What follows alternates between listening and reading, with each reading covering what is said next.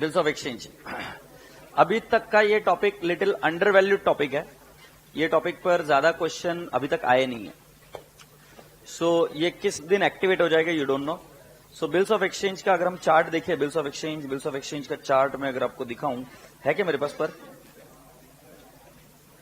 Bills of exchange का chart कुठे आहे माझ्याकडे?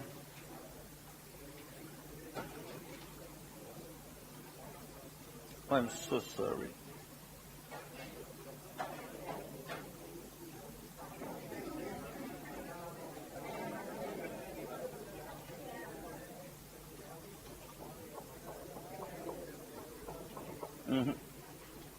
तो अभी नहीं है मेरे पास, but bills of exchange no. So bills of exchange ये जो टॉपिक है ये अभी तक अंडर वैल्यूड और लिटिल अंडररेटेड टॉपिक है, but when it will become more active we don't know, and it has got a capability of being asked as 10 marks question also. So please write down the heading bills of exchange. Are we ready?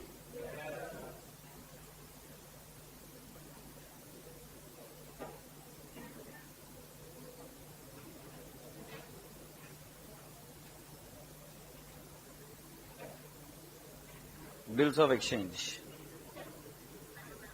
अच्छा, ये जो topic है एकदम interesting और simple है। ये topic मैं अभी क्यों ले रहा हूं, क्योंकि मुझे before I go further to any other topic, इससे जर्नल एंट्री आपकी परफेक्ट करा देंगे। तो ये टॉपिक किस लिए करना है, इंस्टीट्यूट ने टॉपिक क्यों डाला है? For your journal entry strengthening. अब तुमको एक खतरनाक बात बता दो, ये टॉपिक रियल लाइफ में अवेलेबल नहीं है। जैसे मैं आपको बीआरएस सिखाता हूं, ये रियल लाइफ का है। जैसे मैंने आपको फाइनल अकाउंट सिखाया, ये रियल लाइफ से रिलेटेड है। इन्वेंट्री टॉपिक रियल लाइफ से रिलेटेड है, राइट? और कौन से टॉपिक हुए अपने, कौन सा? NPO. It can also be said कि रियल लाइफ में आपको देखने को, बिल्स ऑफ एक्सचेंज नाम की चीज आपको रियल लाइफ में एज इट इज, जैसा हम पढ़ा रहे हैं वैसा नहीं देखने को मिलेगा।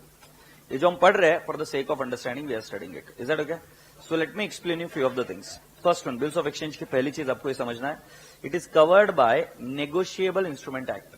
It is covered by negotiable instrument act. So write down, it is covered by negotiable instrument act. Negotiable instrument act, ठीक है? बोई, अब इसको मैं प्यार से क्या बोलता हूं बेटा? बोई। Bills of exchange, agreed? बोई। It has got two things into it. इसको कैसे पढ़ेंगे? Can you please come down to first page number? कौन सा है भाई बिल्स ऑफ एक्सचेंज का टॉपिक का पेज? 10.2 है बस, तो फिर क्या है, आ जाओ फिर 10.2 पर।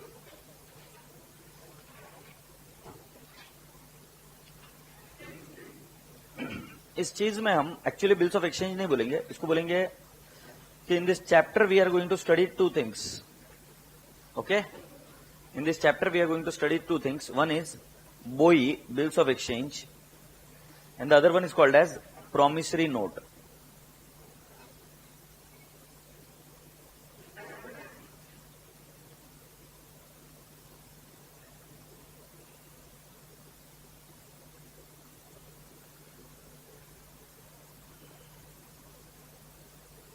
We have got BOI, bills of exchange, and the other one is what? Promissory note. All right. अब ध्यान से सुनो, ये चैप्टर के और दो हिस्से हो सकते हैं। तो मैं इस चैप्टर के रफ में कर रहा हूं, और दो हिस्से हो सकते हैं। एक को नाम देंगे हम bills of exchange,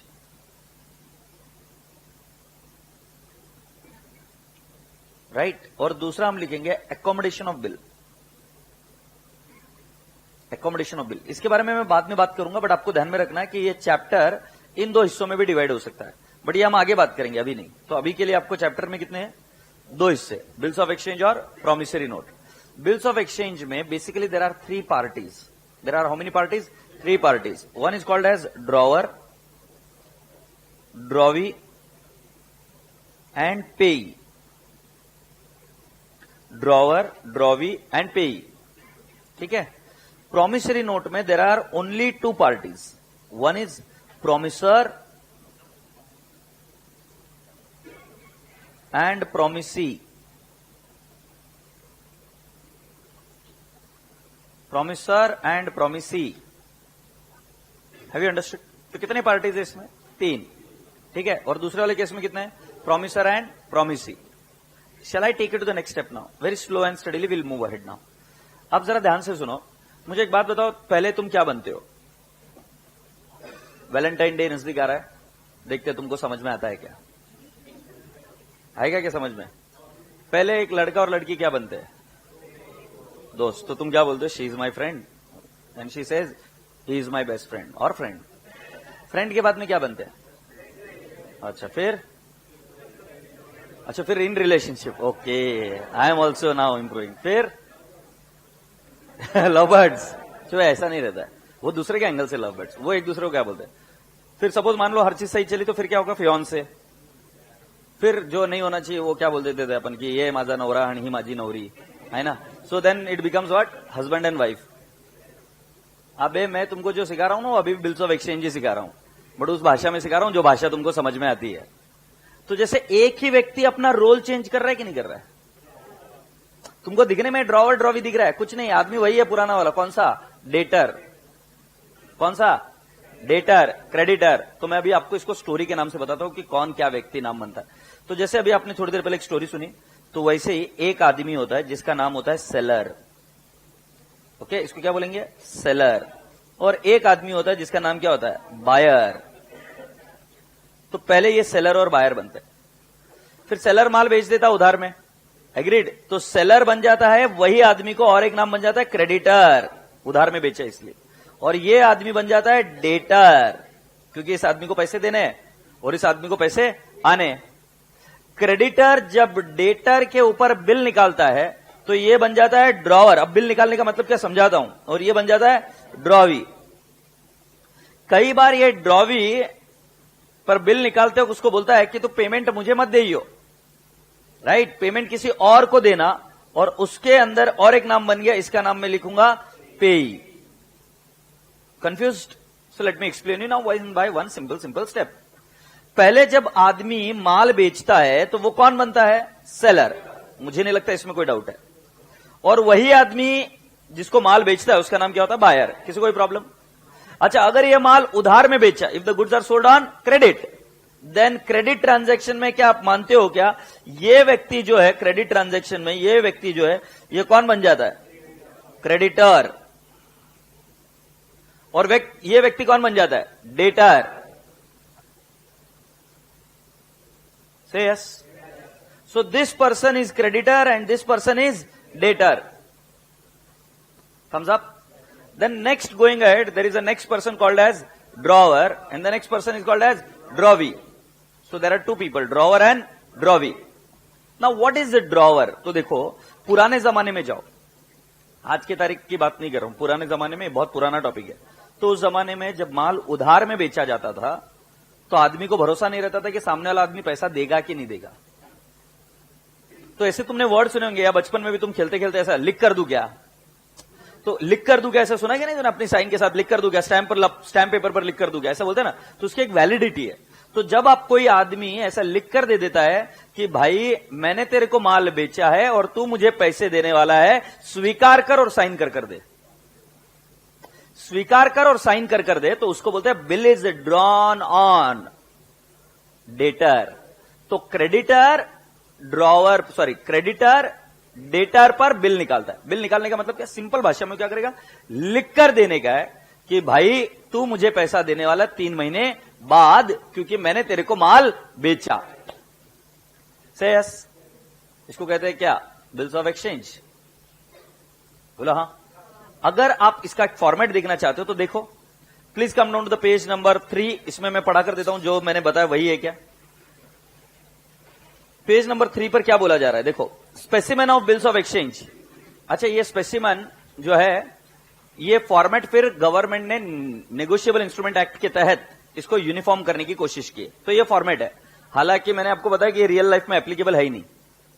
so real life में देखो, ये एप्लीकेबल है ही नहीं। देख लीजिए, इधर नाम लिखा दिल्ली, जगह का नाम, और जून 19, 2018। मतलब ये जो बिल ड्रॉ कर रहा है वो अपनी जगह का नाम और डेट लिख रहा है। जिस पर बिल निकाला जा रहा है उसका नाम लिखा जा रहा है 2। टू किसका? मोहन, मिस्टर मोहन।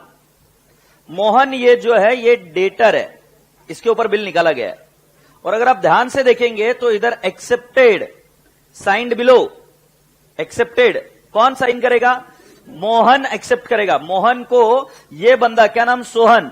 सोहन मोहन को बोल रहा है कि मैंने तुझे माल बेचा, स्वीकार कर कि तू मुझे 20,000 रुपए देने वाला है आज के 3 महीने बाद। तो ये कैसे लिखेगा? देखो ऐसे लिखेगा क्या? 3 months after pay to messrs Ramlal and Sons, ये मैं बताता हूं इसका मीनिंग क्या है। और order a sum of ₹20,000 only for value received. Value received मतलब माल जो बेचा उसके लिए 3 महीने बाद आप रामलाल जी को कितने रुपए दोगे? दोगे 20,000 रुपए। से यस, एग्रीड? हे राजा बाबू, जिसको यह संबोधित किया गया है, जिसको यह लिखा गया है, he is called as drawee. जो ये निकाल रहा है उसका नाम है ड्रॉअर। तो हम जब लेटर लिखते तो हम क्या लिखते हैं? टू ना। तो जिसको लेटर लिखा, तो ये लेटर किसको लिखा? मोहन जी को। तो मोहन जी कौन है? ड्रॉवी। और ये देखो एक्सेप्टेड भी वही बोल रहा है ना कि मैं स्वीकार कर रहा हूं। और बेटा जी इधर ये जो भेज रहा है वो कौन है? ड्रॉअर। तो क्या आपने ये हाईलाइट किया? ये ड्रॉवर है और ये ड्रॉवी है। ठीक है, अब मेरी बात सुनो, मेरी बात सुनो ना। मेरे बैंक में पैसे है, हो सकते हैं कि नहीं हो सकते? नहीं है। I have got money at my bank. अच्छा, मैं आनंद भांगड़िया हूं, बैंक भी एक पर्सनल अकाउंट है, मैं भी एक पर्सनल अकाउंट हूं। से यस और नो? बैंक एक आर्टिफिशियल पर्सनल अकाउंट है और मैं कौन हूं? मैं नेचुरल पर्सनल अकाउंट। जब मैं आईसीआईसीआई बैंक का एक चेक लिखता हूं तो मैं किसका नाम लिखूं? बताओ तुम में से किसका नाम लिखूं? किसका नाम लिखूं? तुम में से किसका नाम लिखूं? किसी का नाम नहीं चाहिए। सपोज मैं अभी इस बंदे का नाम लिखूं, क्या नाम है रे तेरा? हाँ, सौरभ। ए संतोष, मैंने कभी तेरे को चेक दिया है क्या? चुप रहे, दिया है ना एक बार? हाँ, तो मैं अगर संतोष का नाम लिख कर दूं तो पैसा किसको मिलेगा? अच्छा, मैं हूं ड्रॉवर, बैंक है ड्रॉवी, बैंक है ड्रॉवी, और मैं ड्रॉवी को बोल रहा हूं पैसा आनंद को मत दे, पैसा दे संतोष को। वो कौन है? पेई। तुम मानोगे नहीं, cheque is also covered under negotiable instrument act. So मैं हुआ ड्रॉवर क्योंकि मैं चेक ड्रॉ कर रहा हूं। किसके ऊपर ड्रॉ कर रहा हूं? आईसीआईसीआई बैंक पर। और बैंक को बोल रहा हूं कि भाई तू किसको पेमेंट कर? उस आदमी को पेमेंट कर। तो उसमें भी देखो डेट रहता है कि नहीं रहता है। और उसके बाद में नीचे मैं साइन कर देता हूं कि आप इसको पेमेंट करो, यस और no. So have you understood? मुझे बताओ, बिल्स ऑफ एक्सचेंज में कितनी पार्टीज होती है? 3। कई बार ड्रॉवर और पेई एक ही व्यक्ति हो सकता है, क्योंकि पैसा जरूरी नहीं मैं हर बार किसी और को ही दूंगा। कई बार पैसा चेक देकर मैं खुद के लिए निकाल सकता हूं। तो तुमने वर्ड सुना होगा, पापा निकालते हैं सेल्फ चेक। तो उसमें हम नाम क्या लिखते हैं? To self. तो फिर हम साइन कर देते, मतलब उसमें ड्रॉवर और पेई एक ही व्यक्ति है। से यस? तो अभी हम पहले थोड़ी देर में इसको समझने की कोशिश करते हैं कि कौन कौन लोग होते हैं। पहला कौन होता है? सेलर। वही व्यक्ति यहां पर क्या बन जाता है? बायर। उसी को नाम क्या बोलते हैं? क्रेडिटर। इधर क्या बन जाता है? डेटर। ये क्या होता है? ड्रॉवर। ये क्या बन जाता है? ड्रॉवी। ड्रॉवर ड्रॉवी पर बिल निकालता है और ड्रॉवी उसके ऊपर स्टैंप लगाकर बोलता है एक्सेप्टेड, कि मैं पैसा दे दूंगा, तुमसे वैल्यू मिली है 3 महीने बाद। और ऐसा भी हो सकता है कि ड्रॉवर ड्रॉवी को कहे पैसा मुझे मत दे, किसको दे? पेई को। अपने जो आप देख रहे हो फॉर्मेट, उसमें किसको पैसा देना है? रामलाल। तो रामलाल कौन बना? Payee. Have you all understood? ए बाबू, कितने लोग होते हैं? वो वैलेंटाइन डे वाली स्टोरी याद है क्या? वैसे एक ही व्यक्ति है, उसके नाम चेंज हो रहे हैं। तो पहला था seller, buyer, creditor, debtor, drawer, drawee, payee. Happy? चलो लिख कर लो। ये क्या हो पिल्लो? ऊपर वाला भी लिखने का है? जल्दी लिख फिर, गाउटिया बैठा कहीं को था।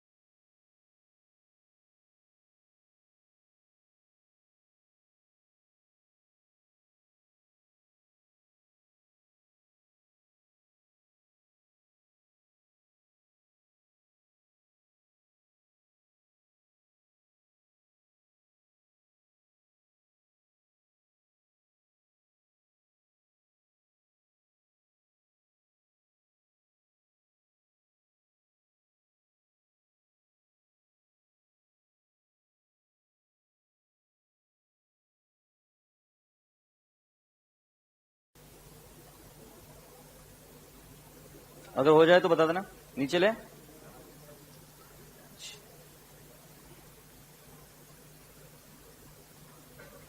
अगर वन लाइन क्वेश्चन है कि who draws bill on whom, so creditor draws a bill on debtor, या drawer draws a bill on drawee, and who is what I can say, whom the payment is made, the payment can be made to a third party called as payee.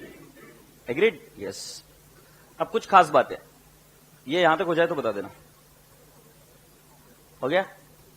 अब कुछ खास बात है, सिर्फ ऐसे समझाने के लिए बोल रहा हूं। अगर एक ढासू क्वेश्चन आया तो सेलर और पेई में क्या रिलेशन है?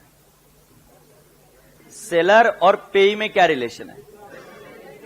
तो सेलर क्या बना? डेटर, और पेई क्या बना? क्रेडिटर। क्योंकि सेलर मतलब ये वाला व्यक्ति इसको पेमेंट कर रहा है ना, तो इसको पेमेंट कर रहा है तो कौन सा रिलेशन बन रहा है? एक बन रहा है सेलर, जो बन रहा है वो क्या बन रहा है? डेटर, और वो क्या बन रहा है? क्रेडिटर। बहुत ही ढासू क्वेश्चन आया तो वन लाइन में। Sometimes they will ask what is the relationship between drawer and drawee, whether it is debtor and creditor और creditor and debtor, so you should say creditor and debtor, drawer और drawee के बीच में। Drawer को पैसा आना है इसलिए वो कौन है? क्रेडिटर। इसने बायर ने पैसा देना है इसलिए वो कौन है? Debtor. But what sometimes they will ask उल्टा, what is the relationship between payee and seller, मतलब सेलर एंड पेई। तो हमको बोलना सेलर और पेई में क्या रिलेशनशिप, या ड्रॉवर और पेई में क्या रिलेशनशिप है? सो ड्रॉवर इज डेटर, पेई इज क्रेडिटर, क्योंकि ड्रॉवर उसको पैसा दे रहा है ना। से यस और नो? यस। सो बेटा जी अभी एक मोटा मोटी बात करते, मुझे बताओ एक्चुअली हो क्या रहा है? एक व्यक्ति दूसरे व्यक्ति पर बिल निकाल रहा है क्या?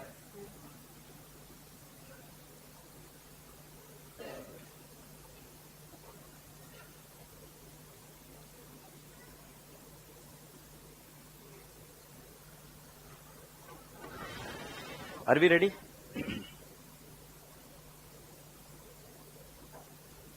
ध्यान से सुनना।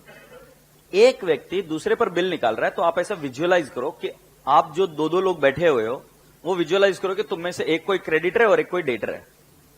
तो जो क्रेडिटर है वो उसको दूसरे वाले व्यक्ति को एक पेपर पर लिख कर दे रहा है कि भाई आज के 3 महीने बाद तू मुझे पैसे देगा, ये स्वीकार कर, क्योंकि मैंने तेरे को गुड्स बेचे है या मैंने तेरे को कोई वैल्यू दी है।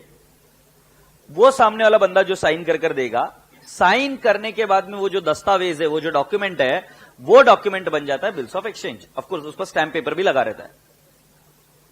तो उसको गवर्नमेंट के रूल्स रेगुलेशंस के अंदर हम लेके जाते हैं, क्योंकि आगे जाकर अगर वो बिल्स ऑफ एक्सचेंज डिसऑनर हुआ तो उस केस में आपको क्या बोलते हैं उसको, there can be many provisions against you which will play the role.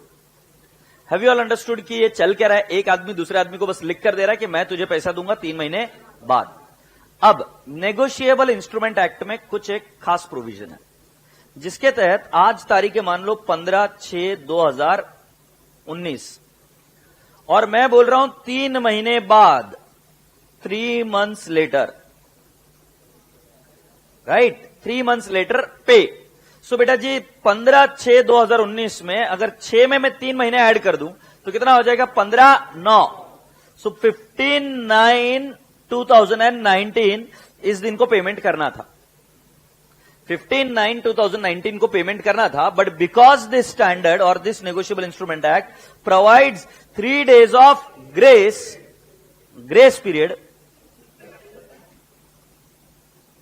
so then the terminology becomes 18/9/19 as maturity date। देखो जिनको समझ में नहीं आया मैं समझाता हूं। देखो एक व्यक्ति ने बिल ड्रॉ किया, एग्रीड, इस तारीख को ड्रॉ किया, मतलब वो डेट लिखी हुई थी। अब ये बिल ड्रॉ किया और उसके बाद में उसकी ड्यू डेट आ रही थी 15/9/2019। क्यों? क्योंकि टेन्योर ऑफ बिल कितना था? 3 months लेटर। सो हमने 3 महीने ऐड करने का सिंपल तरीका क्या है? अब जैसे छठा महीना चल रहा है उसमें 3 महीने और ऐड कर दो। So how it would be 9 months, so it will become 15/9/2019। इसमें नेगोशिएबल इंस्ट्रूमेंट एक्ट के तहत आपको कितने दिन और ऐड करने पड़ते? 3 दिन ऑफ ग्रेस। तुम्हारे को नहीं होते थे क्या ग्रेस मार्क्स? सो ये भाई रूल है, ये करना ही पड़ेगा आपको। 3 दिन किसके ऐड करने पड़ेंगे? Grace days. तो आपको कौन सी डेट मिल जाएगी? Maturity date. से यस। सो बेटा जी इसको मैं बोलूंगा डेट ऑफ बिल, इसको मैं बोलूंगा डेट ऑफ बिल, एग्रीड, और इसको मैं बोलूंगा मैच्योरिटी डेट। और इसको बोलूंगा मैं टेन्योर ऑफ बिल। घाई मत करो, तो मैं इसको क्या लिख रहा हूं, tenure of bill. Oh sorry, date of bill, मैं घाई क्यों कर रहा हूं, डेट ऑफ बिल, ये आएगा टेन्योर ऑफ बिल। ये 15/9 को भी कुछ बोलते हैं, बट मैं आपको कंफ्यूज नहीं करना चाहता, इसलिए उसमें नहीं जा रहा हूं। और एक ये क्या आया, maturity date, date of maturity भी बोल सकते हैं। एग्रीड? अच्छा, अगर आप यहां पर देखोगे तो मुझे देखकर बताओ डेट ऑफ बिल कौन सी डेट है, डेट ऑफ बिल कौन सी डेट है, 19/9/2018। अभी एक्सेप्टेड की डेट में लिख रहा हूं 22 जून 2018। बेटा ये तुम्हें पता है कि डेट ऑफ मैच्योरिटी नहीं गधेड़े, ये डेट ऑफ एक्सेप्टेंस है। आज बिल में यहां से पोस्ट में डालूंगा तो आपको मिलेगा 3 दिन बाद, आप उसको साइन कर कर दोबारा मेरे पास भेजोगे। सो ये हुआ डेट ऑफ बिल, बोलना पिल्लिया। और ये क्या है, date of acceptance, date of acceptance. अच्छा, इस डेट ऑफ एक्सेप्टेंस को और एक नाम बोलते हैं, date of site.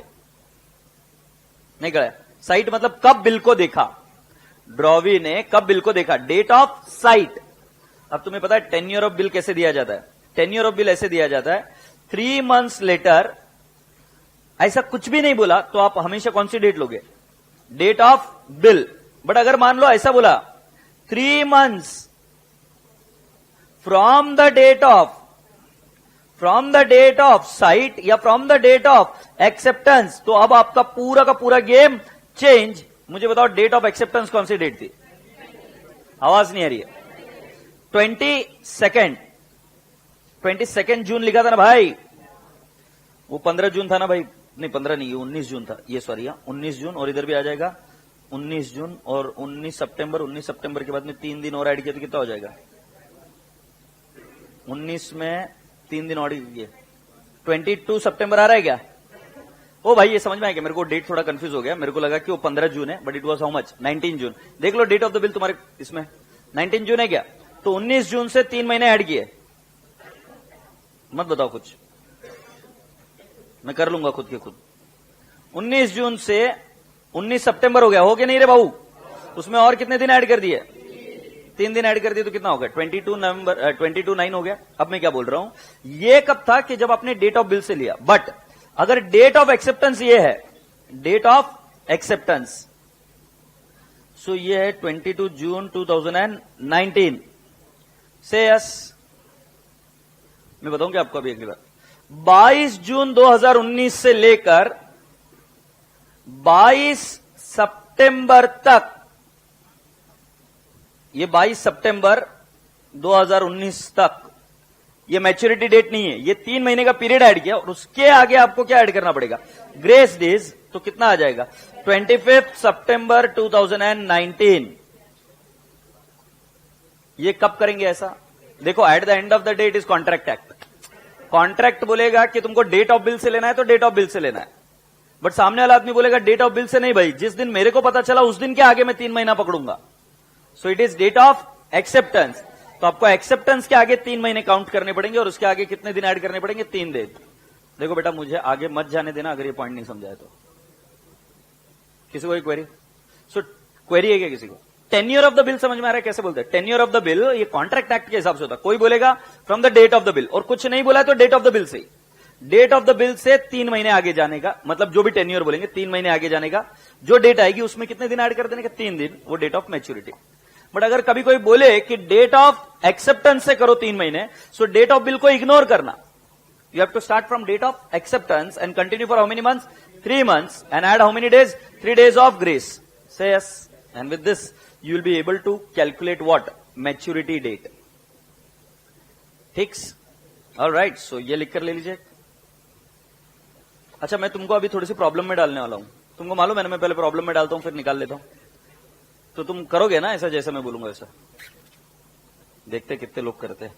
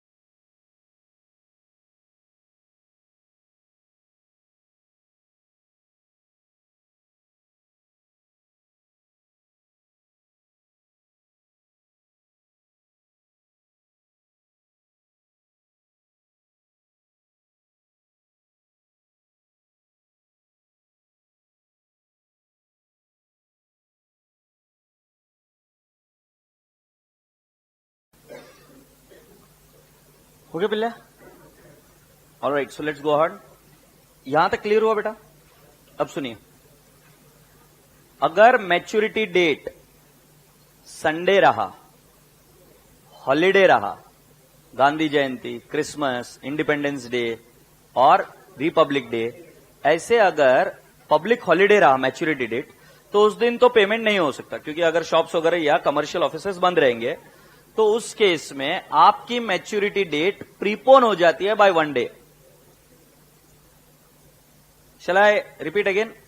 If suppose the date is public holiday which is known from the earlier date only, in that case you prepone your maturity date. I repeat the word, prepone your maturity date by 1 day. So let's understand, अगर मान लो 25 सितंबर 25 सितंबर is public holiday, let's assume Sunday. Sunday अगर रहा तो आप एक दिन पहले maturity date कौन सी बोलोगे? 24/9/2019. Do all appreciate? ओके, अब आपको रिसेंट पास्ट में ऐसा याद आता है क्या कि आपको ऑल ऑफ सडन हॉलिडे मिला था? जैसे पुणे में जब आप आए थे तो बहुत बारिश हो रही थी, आपके इसमें ही हो रही थी ना? अच्छा कोई नहीं, इंटरमीडिएट की बैच में जब बच्चे आए थे तो बहुत ज्यादा बारिश हो रही थी, बहुत धमाकेदार बारिश हो रही थी, और उस बारिश के वजह से पुणे के कलेक्टर ने छुट्टी डिक्लेयर की थी। क्यों छुट्टी डिक्लेयर की थी? क्योंकि बेटा कुछ 1-2 जगह की वॉल्स ब्रीच हो गई थी, जिससे पानी कई जगह पे बह गया था। नाले नहीं होते कि जहां पर वॉल्स होती है प्रोटेक्टिव वॉल, वो ब्रीच हो गई और जिसकी वजह से पानी बहुत बह गया। तो कलेक्टर ने जो छुट्टी दी उसको क्या बोलते हैं? Sudden holiday, emergency holiday. Emergency holiday can be because of rights, can be because of epidemics, can be because of death of a national person, और फॉर वॉट एवर रीजन। तो जब national holiday, emergency holiday all of sudden declare हो जाता है, in that case your due date will be next date, not preceding. It will be next date. Preceding मतलब पहले की date, succeeding मतलब next date. Say yes. तो मुझे नहीं समझ में आ रहा, बताओ क्या?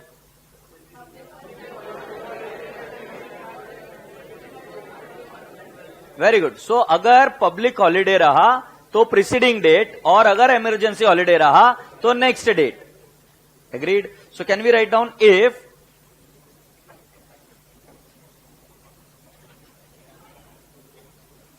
if maturity date,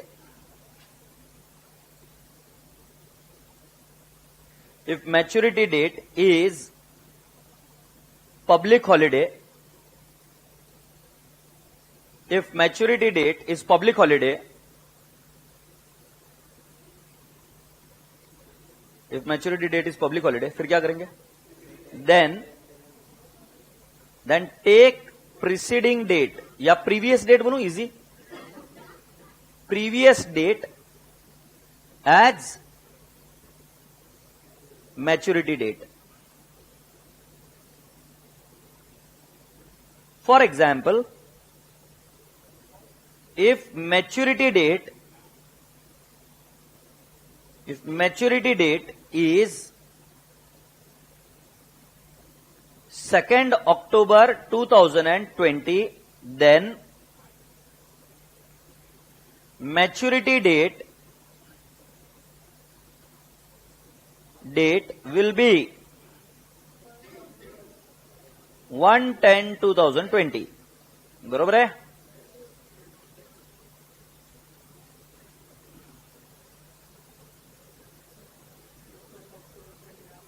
क्या हुआ? 1 अक्टूबर को संडे रहा तो सोच के बताओ, 1 अक्टूबर को संडे रहा तो वापिस एक दिन पीछे आ जाएगा।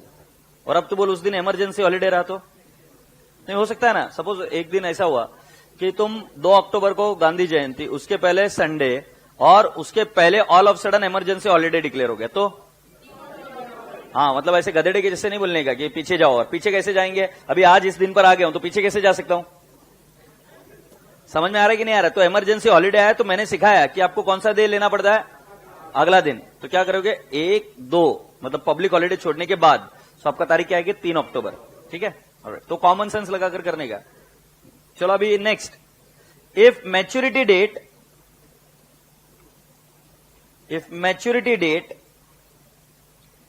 is emergency holiday, then take succeeding date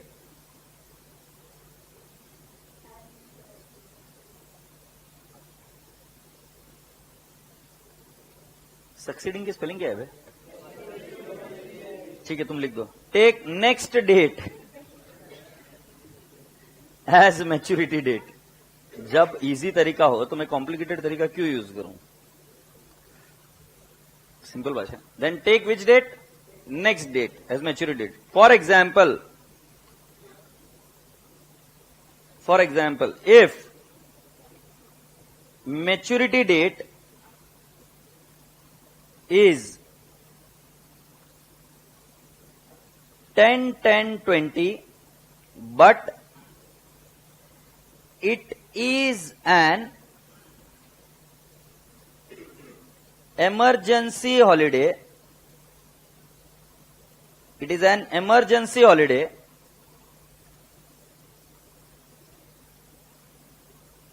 Maturity date will be what? 11-10-20. समझे? Yes. Have you understood, पिल्लू? Okay.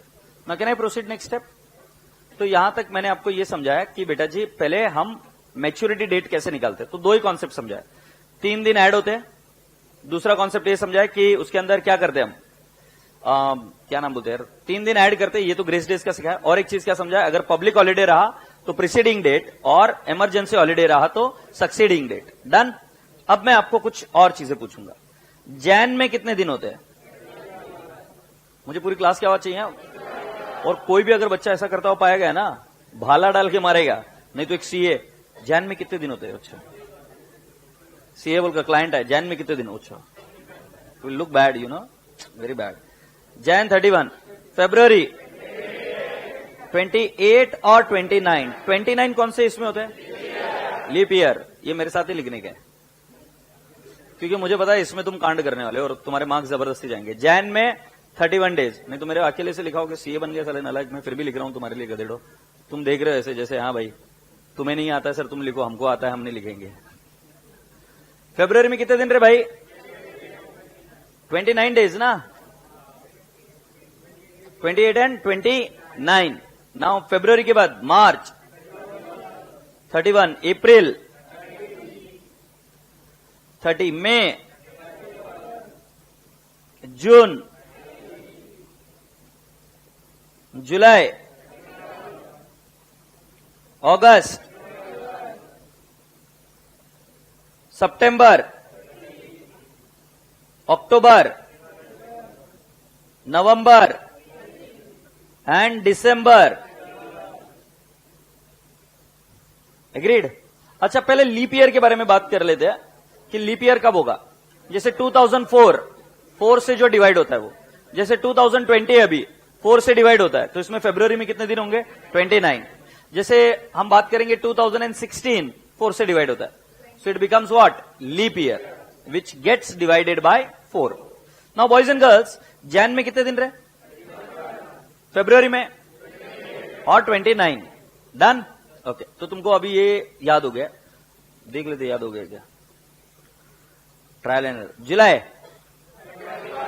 अगस्त, मार्च, सितंबर, अक्टूबर, जनवरी, फरवरी, 28 और 29, ठीक है, अप्रैल। तो यहां तक बेटा जी आपको मैंने ये बता दिया। अब देखो आपको क्वेश्चन कैसे आता है। सो क्वेश्चन में आपको एक ऐसी डेट दी जाएगी, 15 मार्च 2020 में ऐड करिए 3 मंथ्स। ठीक है, तो जब मंथ्स बोले ना तो आंसर एकदम सिंपल है। 15 मार्च, मार्च में 3 ऐड कर देने का कितना हो जाता है? 6। अगर ये 15-12 रहा और 3 महीने ऐड करने का रहा तो 15-15 नहीं बोलने का। क्यों 15-15 नहीं बोलने का? 15 महीना नहीं रहता ना लायक, लोग इज्जत खाएंगे तुम्हारी। तो थोड़ा सा कॉपी करने का, बट कितना थोड़ा सा मर्यादा है उसको। सो 3 महीने ऐड करने के बाद में अगर 12 के ऊपर गया तो साल चेंज कर देने का, 2021, और क्या हो जाएगा 15/3। तो बेटा जी मैंने अभी तक जो चीज सिखाई कि आपको मंथ में मंथ ऐड करो, मंथ में मंथ ऐड करो। तो कितना हो गया बेटा 15/3 में 15/6 हो गया। तो ये आया 15/6/2020। इसके अंदर ऐड करने का और कितने दिन, 3 दिन। सो ऐड किया 3 दिन, डेज में डेज ऐड करने का। तो कितना आएगा 18/6/2020। ठीक है, एग्जाम्पल 1 हुआ। एग्जाम्पल 2, अगर मान लो इधर है 29 मार्च 2020 प्लस 3 महीने, जल्दबाजी मत करो। तो मुझे बताओ कितना हो जाएगा 29 मार्च में 3 महीने, तो 3 में 3 ऐड किया तो कितना 29 जून 2020। अब इसमें 3 दिन ऐड कर देने का। तो येड़े के जैसे नहीं बोलने का, 29 + 3 कितना हो जाता है 32 जून। गाउटी 32 जून नहीं बोलने का, क्या बोलने का 2 जुलाई 2020। किसको क्वेरी है पूछ लो। नेक्स्ट थर्ड एग्जाम्पल, अगर मैं ये कहूं 29 मार्च 2020, नहीं 29 नहीं, इधर थोड़ा सा मुझे अलग लिखना है, 31 मार्च 2020 प्लस 3 महीने। सो बेटा जी ये तो हो गया जून 20, ये बराबर है क्या, पर 31 जून होता है क्या। तो बेटा जी इधर लास्ट डेट है, इधर भी इस महीने का क्या लेने का लास्ट डेट। अरे बोलो ना हाँ या ना। ये 31 से शुरू होता है ना, दिस स्टार्टिंग फ्रॉम 31, और ये 3 महीने ऐड किए तो 3 में 3 ऐड किया, जून हो गया। बट जून में क्या 31 डेज होते हैं 30, सो लास्ट 30 डेज होते हैं ना, तो हम क्या लिख देंगे उसकी लास्ट तारीख 30 जून। अरे समझ में आ रहा है कि नहीं आ रहा है, कोई 1 जुलाई नहीं लेगा, 30 जून ही लेगा। और इसमें 3 दिन ऐड किया तो कितना हो जाएगा, ऐड 3 डेज तो कितना हो जाएगा 3 जुलाई 2020। कोई ऐसा बोलेगा 33 जुलाई या 33 जून। समझ में आ रहा है ना भाई, पक्का। अब्बा जब्बा डब्बा लिख कर लो ये examples. How to calculate the due date.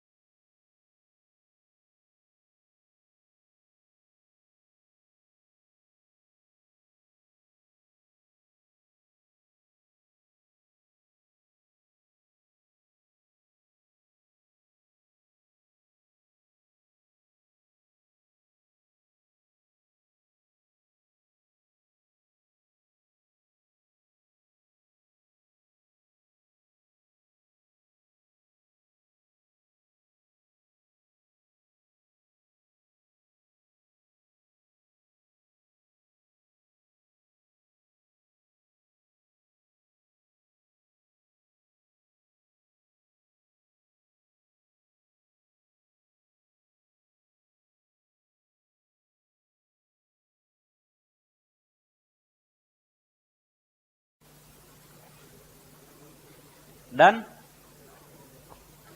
अब मैं आपको कुछ और चीजें सिखाता हूं, रेडी हो बेटा जी। मान लो आपकी डेट है, कैसे लिखेंगे, चलो पहले इजी करते, 1/10/2020, इसमें ऐड करने का 100 डेज। अब मंथ नहीं है, सो पहले मंथ थे स्पेसिफिकली, तो मंथ में मंथ ऐड कर दिया। बट डेज है तो एक में 100 दिन ऐड किए तो ऐसा नहीं बोलने का 101 अक्टूबर। मैं क्या बोल रहा हूं समझ में आ रहा है कि नहीं आ रहा? चलो इसको कर देते 11 अक्टूबर। 11 अक्टूबर में 100 दिन ऐड कर सकते क्या? 11 में 100 नहीं। सो अभी अक्टूबर में कितने दिन होते हैं तुमको पता होना चाहिए 31। ये देखो कैसा डेज जब दिया रहेगा तो कैसा करना, अक्टूबर में कितने दिन रहते हैं 31। सो 31 में से पहले गए 11 क्योंकि 11 डेट से ऐड करना है ना, तो 11 दिन ऑलरेडी बीत गए। से यस, तो कितने दिन बचे 20। ये बात क्लियर हुई क्या? तो पहले जिस महीने में ऐड करने उसके बचे हुए दिन निकालो, और वो कैसे निकालोगे? उसके total number of days minus कितने दिन ऑलरेडी बीत गए 11। मैं वापिस पूछू अक्टूबर में कितने दिन होते 31, कितने दिन बीत गए 11, कितने दिन बचे 20। तो बेटा जी अब मैं लिखूंगा 100 डेज ऐड करने ना, तो अक्टूबर के गए 20, अक्टूबर के बाद में नवंबर के गए 30, दिसंबर के गए 31, बचा हुआ कितना रहा 100 minus 20 is 80, 80 minus 30 is 50, 50 minus 31 is how much 19। तो 19 दिन अगले महीने में होती है क्या? कौन सा महीना होता है अगला? जैन। सो जैन 2021। अब उसमें और कितने दिन ऐड कर देंगे 3। सो बेटा जी जनवरी 19 के आगे और 3 दिन ऐड कर देंगे तो 22 जैन 2021। बोम्बल्ला झेपा क्या? तो आ जाएंगे इधर। कैन आई नॉट से 22 जैन 2021। ये जैन 19 हो गया और उसमें कितने ऐड कर दिए 3 दिन ग्रेस डेज 3, तो ये हो जाएगा 22। यस और नो? ये ऐसे सॉल्व करते है। कोई बच्चा जिसको नहीं समझा है बिंदास तो क्या हाथ ऊपर करो, क्योंकि मैं बाद में जब एक बार ये अज्यूम कर लूंगा कि तुमको आता है फिर मैं बैंड बजाऊंगा नहीं आ रहा है तो क्या प्रॉब्लम बेटा? हाँ हाँ बेटा तुम्हारा? हाँ हाँ बेटा 3 दिन क्यों ऐड किया? खड़ा हो तू, एक झापड़ लगाऊंगा ना लाइक। 3 दिन नेगोशिएबल इंस्ट्रूमेंट एक्ट के तहत ऐड करने पड़ते हैं, तो जो भी तुम्हारा ड्यू डेट आएगा उसके अंदर 3 दिन ऐड करने के बाद में मैच्योरिटी डेट आएगा। ये बाय डिफॉल्ट है। अगली बार वापस ही एरर किया तो फटके, उनका कैलकुलेशन नहीं आ रहा, ठीक है 3 दिन क्यों ऐड किया मतलब ये बताया था ना भाई, क्यों ऐड कर रहे भाई बताओ? Grace days. अब वो डेटा कैसे भी देने दे, वो डेज में देने दे नहीं तो मंथ में देने दे, तो भी 3 दिन ऐड करेंगे। बैठना लाइक नीचे देख भाई कैलकुलेशन कैसे, तारीख दिख रही है क्या है 11/10। अब ये डेज है, ये डीडी है, ये एमएम है, ये वाई। इसका मतलब क्या है? डीडी एमएम वाई का मतलब क्या? Days month year. अब मैं आपको क्या पूछ रहा हूं, तुम्हारे पास कितने दिन है 100 दिन, तुम्हें 11 तारीख में ऐड करना है। अब 100 दिन में 11 तारीख में ऐड करूंगा तो कितने हो जाएंगे ना लाइक 111। 111 अक्टूबर होती है क्या? होती है क्या तुम्हारे कैलेंडर में 111 अक्टूबर? तो 111 अक्टूबर नहीं हो सकती। तो 111 अक्टूबर नहीं हो सकती तो अक्टूबर में कितने दिन रहते टोटल 31। ये मालूम है क्या? 31 में से कितने दिन ऑलरेडी बीत चुके हैं? 11 दिन गए ना भाई, आज की डेट से ऐड करना है। आज की डेट अगर पकड़ा तो आज की डेट के आगे ऐड करना पड़ेगा ना। आज भी 11 क्या है? 11 आज क्या है? 11 फरवरी है ना। तो अगर आज की डेट के आगे ऐड करना है तो पीछे से कैसे ऐड करूंगा? 11 के आगे ही ऐड करूंगा ना। तो मैंने बोला अक्टूबर महीना चल रहा है, अक्टूबर महीने में कितने दिन होते 31, 31 में से कितने माइनस किए 11, तो बेटा अक्टूबर के बचे हुए दिन कितने 20। अब झंडू तुझे कितने दिन ऐड करने हैं बे 100, तो उसमें अक्टूबर के 20 गए, फिर कितने बच गए 20 गए तो 80 बच गए। 80 नालायक 80 नवंबर होता है क्या? तो नवंबर में मैक्सिमम कितने दिन होते 30, तो मैंने बोला नवंबर भी गया। फिर नवंबर निकालने के बाद में कितने दिन और बचे 50 दिसंबर होती है क्या? तो फिर दिसंबर के भी पूरे महीने दिन निकाले 31। फिर कितने दिन बचे 19 जैन होती है क्या? तो बोलने का हाँ होती है सर। उसमें फिर 3 दिन ऐड कर देने का और वो कितना हो गया 22 जैन 2021। अब ये 21 क्यों है मालूम है ना? हाँ ये बच्चों होशियार है, समझ गया बोले मेरे को। ये लिख लिया क्या? एक आध एग्जाम्पल और लूं, एक आध एग्जाम्पल और, नहीं तो पहले लिख लो क्योंकि बच्चे को पीछे वाले को दिखता नहीं। बीच वीक ये डेज में जब करते तब कैसे करने का?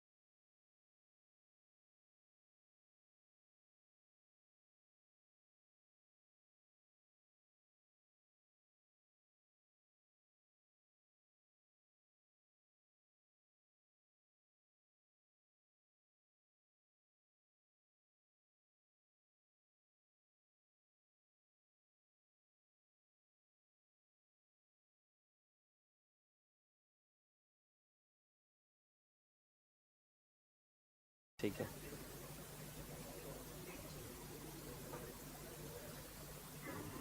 चलो अगला देखेंगे, देख लेते। 5/2/2020, वाओ अच्छा क्वेश्चन दिया। इसमें ऐड कर देने के तुम्हारे लिए मजे लेता हूं मैं। 150 डेज, अपने घर का ही राज है। वाह, तो मैं अभी आपसे क्वेश्चन पूछू क्या? फेब्रुवरी महीना है, उसके अंदर 150 डेज ऐड किए, तो तुम ऐसा बोल सकते क्या 155 फेब्रुवरी? नहीं। तो मुझे बताओ फेब्रुवरी के कितने दिन बचे?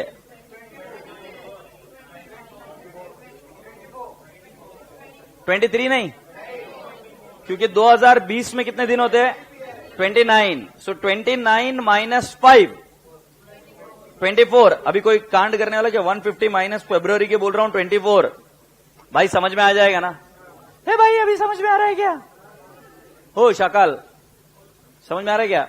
ये फेब्रुवरी गया, मार्च 31, अप्रैल 30, मई 31। अंदाज लेते रहने का कि कितने दिन हो गए। अभी जैसे इसमें 90 हो गए, 100 के आसपास हो गए, हाँ या नहीं? मई, जून 30। अब मुझे लगता है उसके बाद में माइनस करो और मुझे बताओ कितना रह रहा है? क्या आ रहा है? 4 आ रहा है क्या? तो जुलाई के 4 जुलाई हो सकती है क्या? और उसमें कितने दिन ऐड करेंगे? 3 प्लस 3 डेज, तो कितना हो जाएगा? 7 जुलाई 2020। Appreciate this. यस, थोबाड बघू नका, लिहून घ्या। ये नीचे बैठे हुए बच्चे मजे में क्या? ओ, अब आवाज नहीं निकली, कमी नहीं की।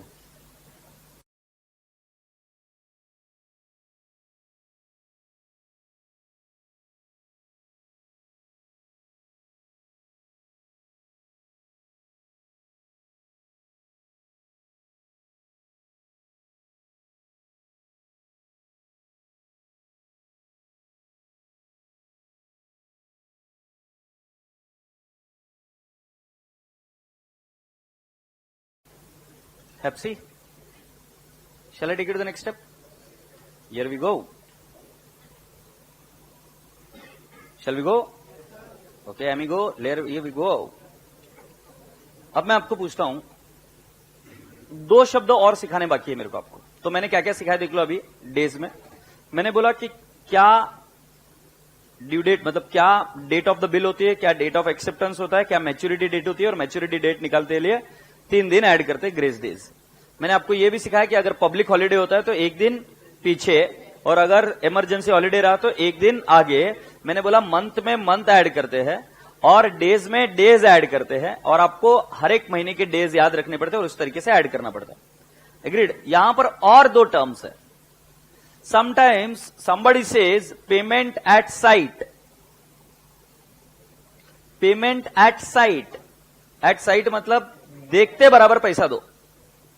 तो मैंने तुम्हारे पास एक बिल लेके आया, मैं, तुमने देखा आज और अभी के अभी पैसे निकाल कर दे दिए। So payment at sight. नहीं समझ रहे हो? इंग्लिश को फील करो। तुम बैंक में जाते हो और बैंक को तुम चेक देते हो, सेल्फ निकाला हुआ, तो बैंक क्या बोलता है? 3 महीने बाद आओ? नहीं, बैंक को हम बोलते हैं कि मुझे पैसा चाहिए ऑन डिमांड। जब मैं डिमांड करूंगा तब। एट साइट मतलब जब तुमने देखा तब पैसा दे दो। तुम ऐसा नहीं बोल सकते 3 दिन बाद आओ, 4 दिन बाद आओ। So at sight and from sight फर्क है। एट साइट मतलब इमीडिएटली, फ्रॉम साइट मतलब वो जो टेन्यूर है वो ऐड करो। यस और no? From the date of acceptance, from the date of bill, ऐसे जब है तो मतलब दिन ऐड करो। एट साइट बोला, ऑन डिमांड बोला, immediately. Is that okay? So बेटा जी अभी हम ये कुछ वर्डिंग्स यहां पर पढ़ेंगे और फिर हम आगे बढ़ते हैं। सो बेटा डेट ऑफ मैच्योरिटी में क्या लिखा है? डेट ऑफ ड्रॉवल और date of acceptance as the case में भी। डेट ऑफ ड्रॉवल कब लेंगे?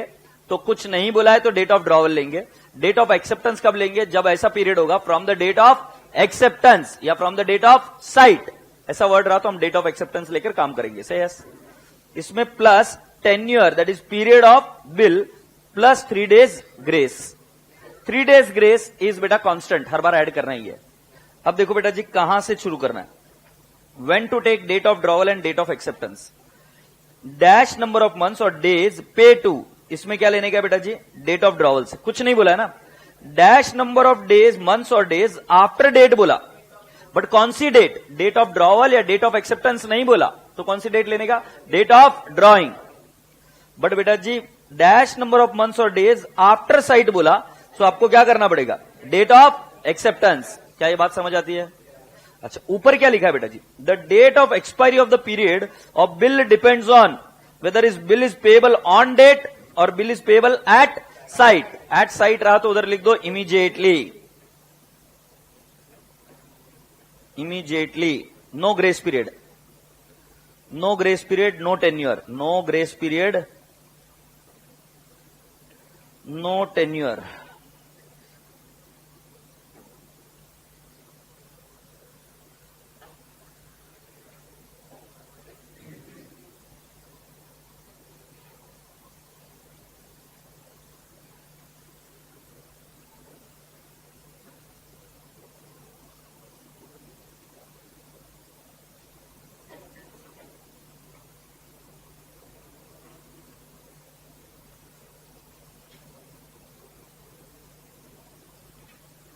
Shall we go ahead?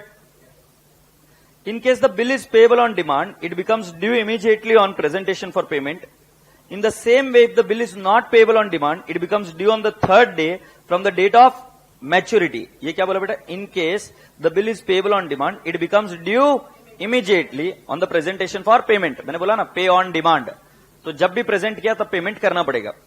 In the same way, if the bill is not payable on demand, it becomes due on the third day from the date of maturity. मतलब कितने दिन add किए ये? 3 दिन. 3 दिन क्या है? Grace days. क्या फर्स्ट पॉइंट क्लियर हुआ? सो पेबल ऑन डिमांड रहा तो इमीडिएटली, पेबल एट साइट रहा तो इमीडिएटली, बोला हाँ. एंड पेबल आफ्टर एक्सेप्टेंस बोला तो जितना पीरियड है वो पीरियड ऐड करने के बाद में 3 दिन ग्रेस के ऐड करो और फिर क्या बनेगा आपका maturity date. Appreciate this. Okay. If the due date falls on public holiday, बोलो क्या करने का, टेक प्रिसीडिंग डेट. और कितनी डेट आपको याद रखकर जानी पड़ेगी? 2 अक्टूबर गांधी जयंती, 25 दिसंबर क्रिसमस, 26 जनवरी रिपब्लिक डे, 15 अगस्त इंडिपेंडेंस डे. से यस नहीं, बस हो गया, काफी हो गया. ये यहां पर दिया हुआ है. Next, if the due date falls on holiday which is emergency, then my dear friend you have to take the next day as what, your due date. बोलो हाँ या ना. हैप्पी? सो अभी कुछ क्वेश्चन लिख कर दूं क्या? चलो देखते हैं. इधर लिखो डेट ऑफ बिल, इधर लिखेंगे डेट ऑफ एक्सेप्टेंस, इधर लिखेंगे टर्म ऑफ बिल और फिर इधर लिखेंगे मैच्योरिटी डेट. ठीक है. मैं चाहूंगा सभी का सही आए. सो मैं पहला लिखूंगा 1/1/2020. डेट ऑफ एक्सेप्टेंस आएगा 3/1/2020. 5 मंथ्स. फिर नेक्स्ट 1/1/20, 5/1/20,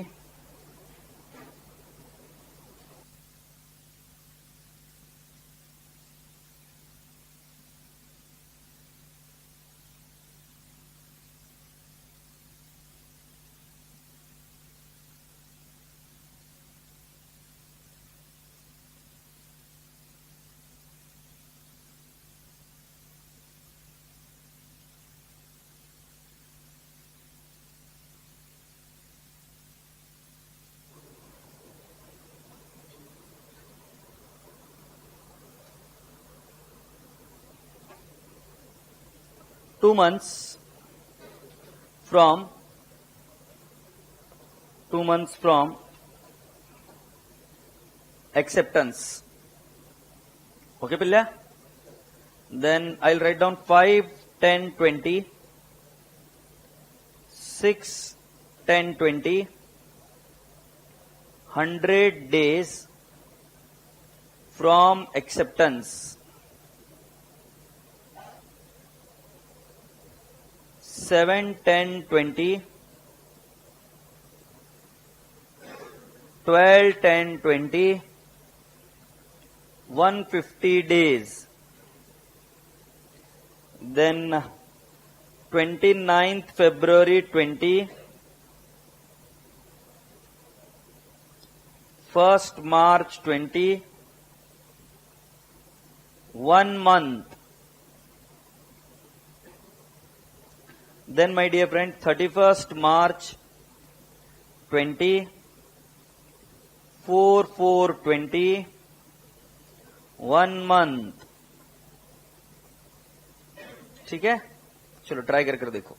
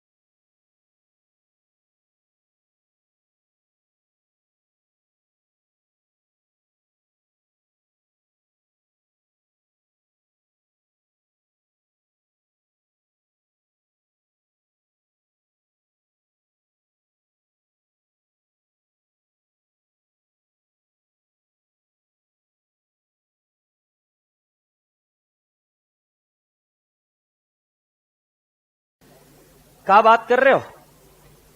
तुम्हारे दिन निकल गए क्या? कैलकुलेट हो गए क्या? यार ये हिंदी में कुछ दिन निकल गया क्या, कुछ गलत होता है क्या मीनिंग उसका? क्या मीनिंग होता है इसका? अच्छा, अरे भाई मैं ऐसा कुछ नहीं बोल रहा है. आई am so sorry for that. चलो चले गया. तुझे बहुत पता है बे.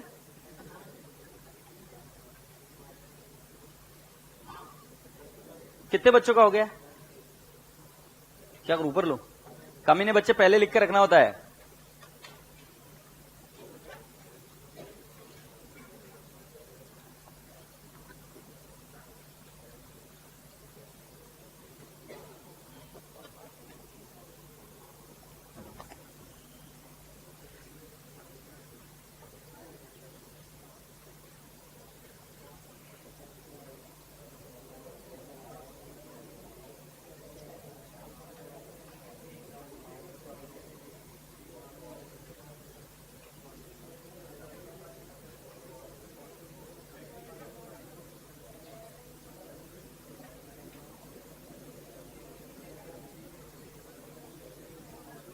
Yes, can I not have 1/1/2020 से लेकर 3/1/2020 5 महीने बेटा जी। सो 1 में 5 ऐड किया, 1 में 5 ऐड किया तो कितना हो गया 6। तो क्या लिखेंगे? नहीं, मुझे नहीं समझे, क्या बोल रहे? फोर्थ या 6 बराबर है पक्का? सो बेटा जी 4 जून 2020 कितने बच्चों का ऐसा ही है? वाओ। ए माकड़, तुम्हारा कहां गलत हुआ है मंचूरियन? शादी में है क्या मेरी एक्सेप्टेंस का किया बोलकर? बैंडी साले, वैलेंटाइन डे नजदीक आ रहा तो एक्सेप्टेंस लग रहा है तेरे को, होपलेस। ए आगे वाले, मटर पनीर क्या हुआ था तेरा? हाँ वही बोला, क्यों चुक लो? क्यों गलत हुआ बेटा? कहां गलती हुई आपसे? हाँ अरे अभी कहां गलती हुई ये पूछ रहा हूं, वो ठीक है, वो डोंट वरी। अरे बाबा आई लव यू यार, तेरे को सिर्फ पूछ रहा है गलती कहां हुई, डोंट वरी। ठीक है, तेरे को नहीं बताने तो मत बता, सीक्रेट रख, टॉप सीक्रेट। ठीक है, अभी अगले इसमें किसमें ऐड करेंगे? डेट ऑफ एक्सेप्टेंस में या एक में एक्सेप्टेंस? तो 1 में 2 ऐड कर दिया तो 2 3, तो 5 3 में 3 ऐड किया, 8 3 2020। हाथ ऊपर करो जिसका सही है ये। गुडू गुडू, वेरी गुड। अभी 100 डेज फ्रॉम एक्सेप्टेंस, ये किस में ऐड किया? 5 में या 6 में? अच्छा 10वां महीना कितने दिनों का होता है? 30 या 31? एक हाथ कमीना तो रहेगा जो बताएगा नहीं है अभी, बट उसने 30 लेकर बैठा है। तो 31 माइनस 6 कितने दिन बचे? 25। अच्छा ठीक है, तो फिर मैं अभी क्या करूंगा, 100 माइनस 25, ये किसका गया? अक्टूबर। नवंबर का 30, दिसंबर का 31, माइनस मारो तो कितना बच जाता है? अच्छा जैन भी निकल जाएगा क्या? तो जैन के कितने? 31, अभी माइनस मारो तो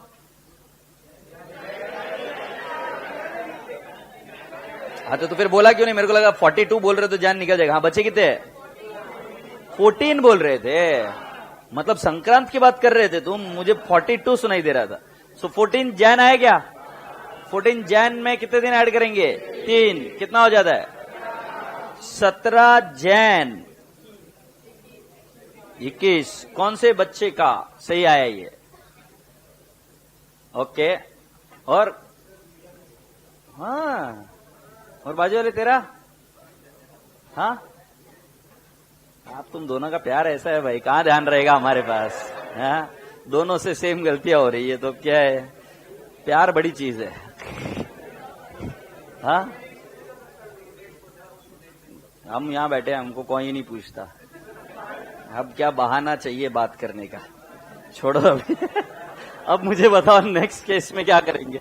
7/10/2020 और 12/10/2020, इनमें से कौन सी डेट में 150 डेज? 7/10 में। अभी 10वें महीने में कितने दिन? 31, उसमें से 7 गए, कितने बचे? तो 31 में से 7 गए कितने? 24। सो ये देखो कितना 150 चाहिए क्या? सो उसमें से 24 अक्टूबर, 30 नवंबर, 31 दिसंबर, जैन 31, बरोबर ना? फिर फरवरी 28, माइनस मारो तो एक बार कितने बच रहे? कितना बोल रहे?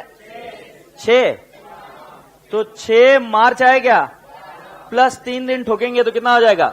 9 मार्च। तो कैन आई नॉट से 9 मार्च 2021। कितना बच्चे का सही आया है? वाह शाबाश। अच्छा ये वाला भारी था नहीं? देखते कितने बच्चे का राइट है।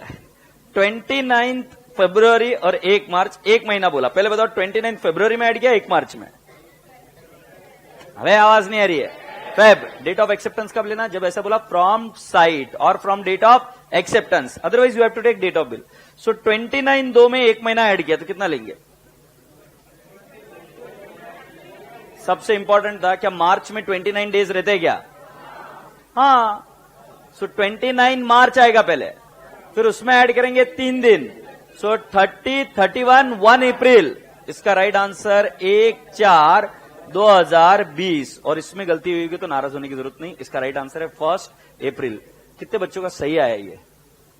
गुड। और अगर गलत भी आया होगा तो टेंशन नहीं। तुमने क्या कांड किया होगा? 29, तो इधर का इसका लास्ट डेट लिया होगा 31 मार्च। किसने सिखाया 29 मार्च नहीं रहता है क्या? गाउटी। अच्छा, लास्ट में मतलब तुम अगर रिचार्ज कराओगे 29 को तो कब खत्म होगा? 1 महीने का बोला तो 28 को। ऐसा थोड़ी ना, नहीं 31 मार्च। ऐसा क्या है भाई? तू चल भाई, लास्ट दिन तक चल, ऐसा नहीं होता।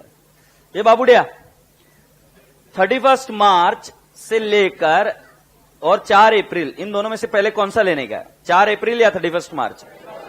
अब बहुत भारी। अब 31 मार्च में 1 महीना ऐड किए तो 31 अप्रैल तो हो नहीं सकता, तो लास्ट डेट लेने का 30 अप्रैल। 1 मिनट डीप साइलेंस जिन्होंने 1 में लिया कि एक दिन कम पड़ रहा है 31 में, चलो 1 में ले लेते हैं, नहीं चलेगा।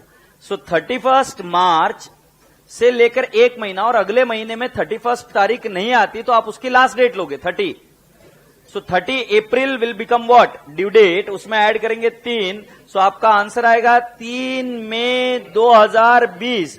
कौन सा बच्चे का राइट आएला है? गुड, ये राइट आया, lovely. So have you all understood? अच्छा, इसके अलावा बेटा जी अब आपको ध्यान में रखना है कि पब्लिक हॉलिडे रहा तो 1 दिन पहले का, और इमरजेंसी हॉलिडे रहा तो 1 दिन बाद का।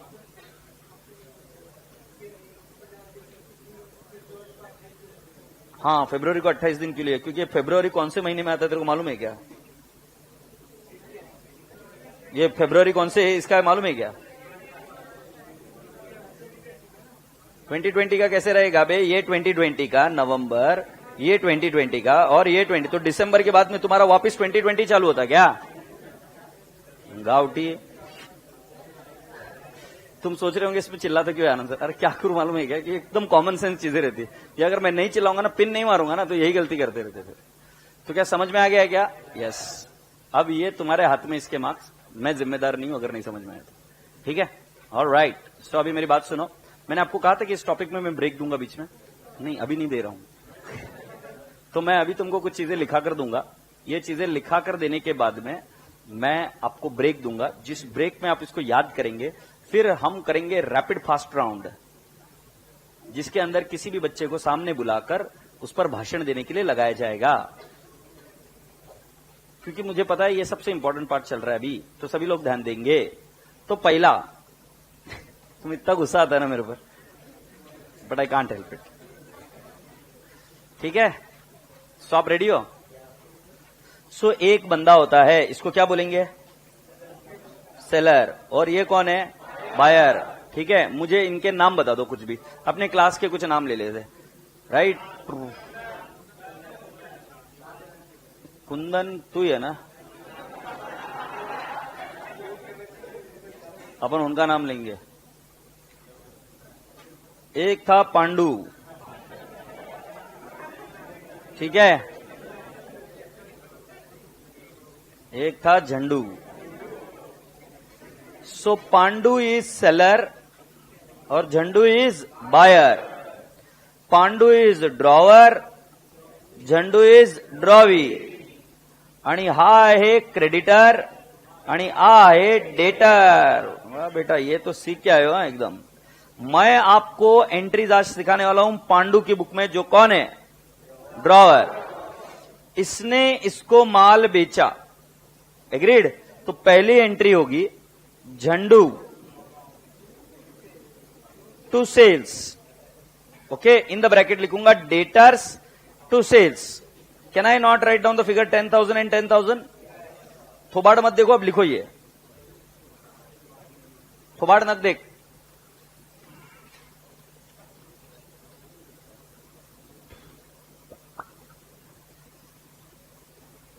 আমি যে তোমার छिन छिन छिन, और ऊपर से फेंक बेटा, कोई दिक्कत नहीं है। तुम्हें डर नहीं लगा तो मुझे देखते?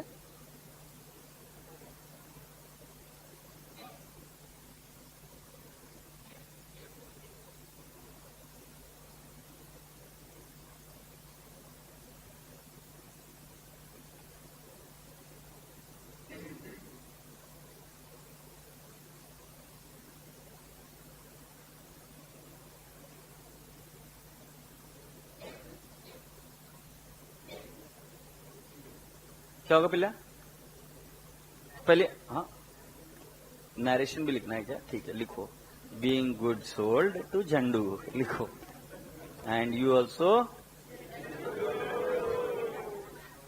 पहले वाला एंट्री जमा किया भाई। Now can I take you to the next step? अब बेटा जी जो क्रेडिटर है पांडु है, वो बिल ड्रॉ करेगा झंडू पर, और झंडू उस पर क्या लिखेगा? एक्सेप्टेड, और साइन कर देगा। सो जब ये बंदा इस व्यक्ति के ऊपर एक डॉक्यूमेंट निकालता है, ये उसको एक्सेप्ट करता है, और एक्सेप्ट करने के बाद में रिटर्न भेज देता है। उस डॉक्यूमेंट को हम बोलते हैं bills receivable in the books of Pandu. तुमने बिल्स ऑफ एक्सचेंज है ना, बट बिल्स ऑफ एक्सचेंज में एक व्यक्ति उसको क्या बोलता है? बिल्स ऑफ एक्सचेंज, और दूसरा व्यक्ति उसको क्या बोलता है? Bills payable. तो इसको ये व्यक्ति क्या बोलेगा? इसको बिल्स रिसीवेबल, मतलब जो डॉक्यूमेंट है उसको ये व्यक्ति क्या बोलेगा? बिल्स रिसीवेबल, और ये व्यक्ति क्या बोलेगा? Bills payable.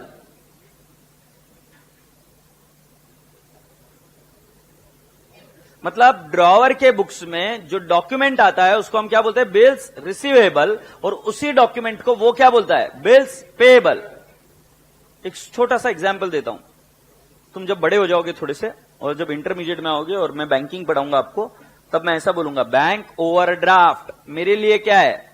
Liability, but bank के लिए क्या है? असेट। एक ही चीज के अलग अलग नाम। तो एक चीज हम बोलेंगे उसको बिल्स रिसीवेबल, वो व्यक्ति क्या बोलेगा? उसको बिल्स पेएबल। भाड़ में जान दो ना। मैं क्या बोल रहा? मैंने तेरे को माल बेचा, मैंने तुम सभी को माल बेचा, हाँ या नहीं? मैंने एंट्री की डेटर्स टू सेल्स, तुमने मुझे कैश दी, एंट्री बताओ।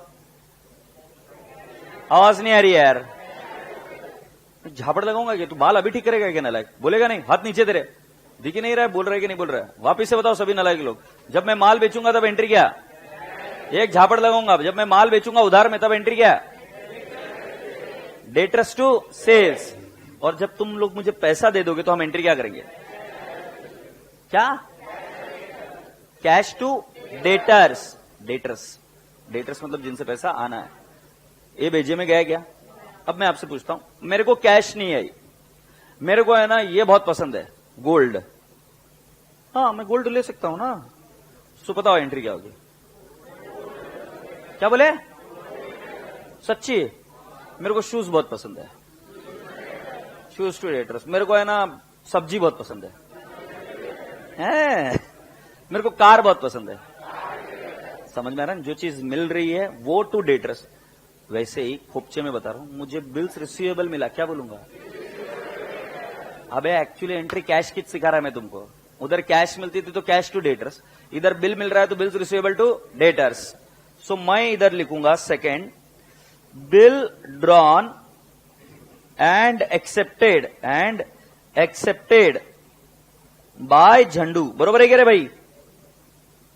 तो उसकी एंट्री क्या होगी? ए भाई तेरे को नरेशन चाहिए ना, यही लिख देना, बीइंग होपलेस। तो एंट्री क्या होगी? Bills receivable to Jhandu. ये समझे क्या? मत बताओ। Happy? Bills receivable to debtors, ऐसा भी बोल सकते हो। अभी मैं झंडू बोल रहा हूं, बट अभी झंडू को नया नाम क्या आ गया बेटा जी? ये डेटर्स नहीं, ये कौन बन गया? ड्रॉवी। पर कुल मिलाकर झंडू का अकाउंट तो हो गया ना नलिफाइड। तो जैसे कैश मिलती थी तो भी नलिफाइड हो जाता। अभी कैश नहीं मिली, अपने को क्या मिला? उससे लिखा हुआ एक स्टेटमेंट मिल गया, जो स्टैम्प पेपर पर उसने लिख कर दिया कि मैं आपके पैसे दे दूंगा। सो हमने एंट्री क्या कर दी? बीआर। इसको प्यार से क्या बोलते हैं? बीआर, या bills receivable to Jhandu, that is drawee. मुझे बताओ, तुमको कैश मिली तो तुम उसका क्या क्या कर सकते हो? बैंक में डिपॉजिट करेंगे, और वेरी गुड बच्चा, क्या करेंगे? इन्वेस्ट करेंगे, वेरी गुड, और खरीदी करेंगे, और किसी और को दे देंगे, और इन्वेस्टमेंट, हाँ दे देंगे, दे दिया, हाँ, और कैश का क्या क्या कर सकते हो? हाँ, खाना खा सकते हो, कपड़े खरीद सकते हो, टैक्सेस भर सकते हो, गाड़ी में बैठ के जा सकते हो, एरोप्लेन में बैठ सकते हो। कैश दो, काम करो, हाँ या नहीं? तो झंपे आया। सपोज मान लो तुम्हारे पास कैश है, कुछ लोगों ने बोला कि कैश को क्या करेंगे, बैंक में रख देंगे। ऐसा भी तो कर सकते हैं ना, कैश है, कैश खुद के पास ही रख लेंगे। तो कैश है, कैश खुद के पास ही रख ली, तो उसकी कोई एंट्री होगी क्या? मतलब देखो, कैश आई और मेरे पास ही रख ली, तो कैश आई तो एंट्री क्या गया, कैश टू डेटर्स। अब कैश आई खुद के पास ही रख ली, मेरे पास ही है, तो कर दी ना एंट्री कैश टू डेटर्स। वापस कुछ एंट्री करोगे? नहीं। बट कैश तुमने दे दी किसी और को, राइट? तो मान लो तुमने कैश दे दी अपनी प्यारी चंपा को, है ना, तो एंट्री क्या करेंगे, चंपा टू कैश। कैश बैंक में डाल दी तो एंट्री क्या करेंगे, बैंक टू कैश। कैश मैंने मेरे दोस्त के पास रखने के लिए दे दी, तो कैश टू दोस्त, दोस्त टू कैश। वही बोल रहा था होपलेस, समझेगी नहीं बेटा? जैसे कैश का अलग अलग कर सकते ना, वैसा बिल्स रिसीवेबल का भी अलग अलग कर सकते। ऐसा ना को पूछो ऐसा कैसा कर सकते, कर सकते। क्या क्या कर सकते? बिल को रिटेन कर सकते। क्या करते? बिल को क्या कर सकते, रिटेन। रिटेन, रिटेन की क्या एंट्री, नो एंट्री। बिल को क्या कर सकते, एंडोर्स। एंडोर्स, मुझे चंपा को पैसे देने दे, चंपा को दे सकता हूं मैं। बिल को मैं क्या कर सकता हूं, डिस्काउंट विद बैंक। और तीसरा, बिल को क्या कर दूं, bill sent for.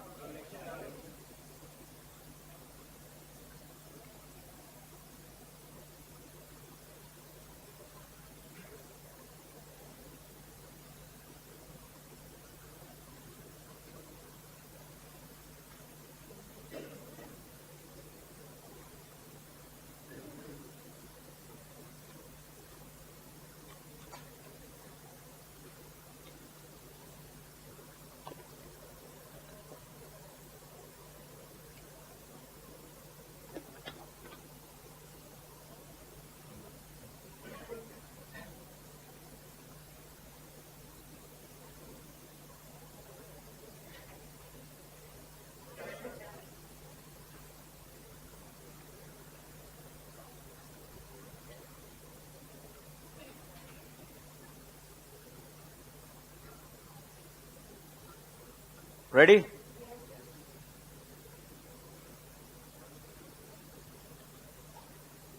So now bill is retained. What entry we are going to make? So we are going to do no entry. Bill is endorsed. What is the entry we do?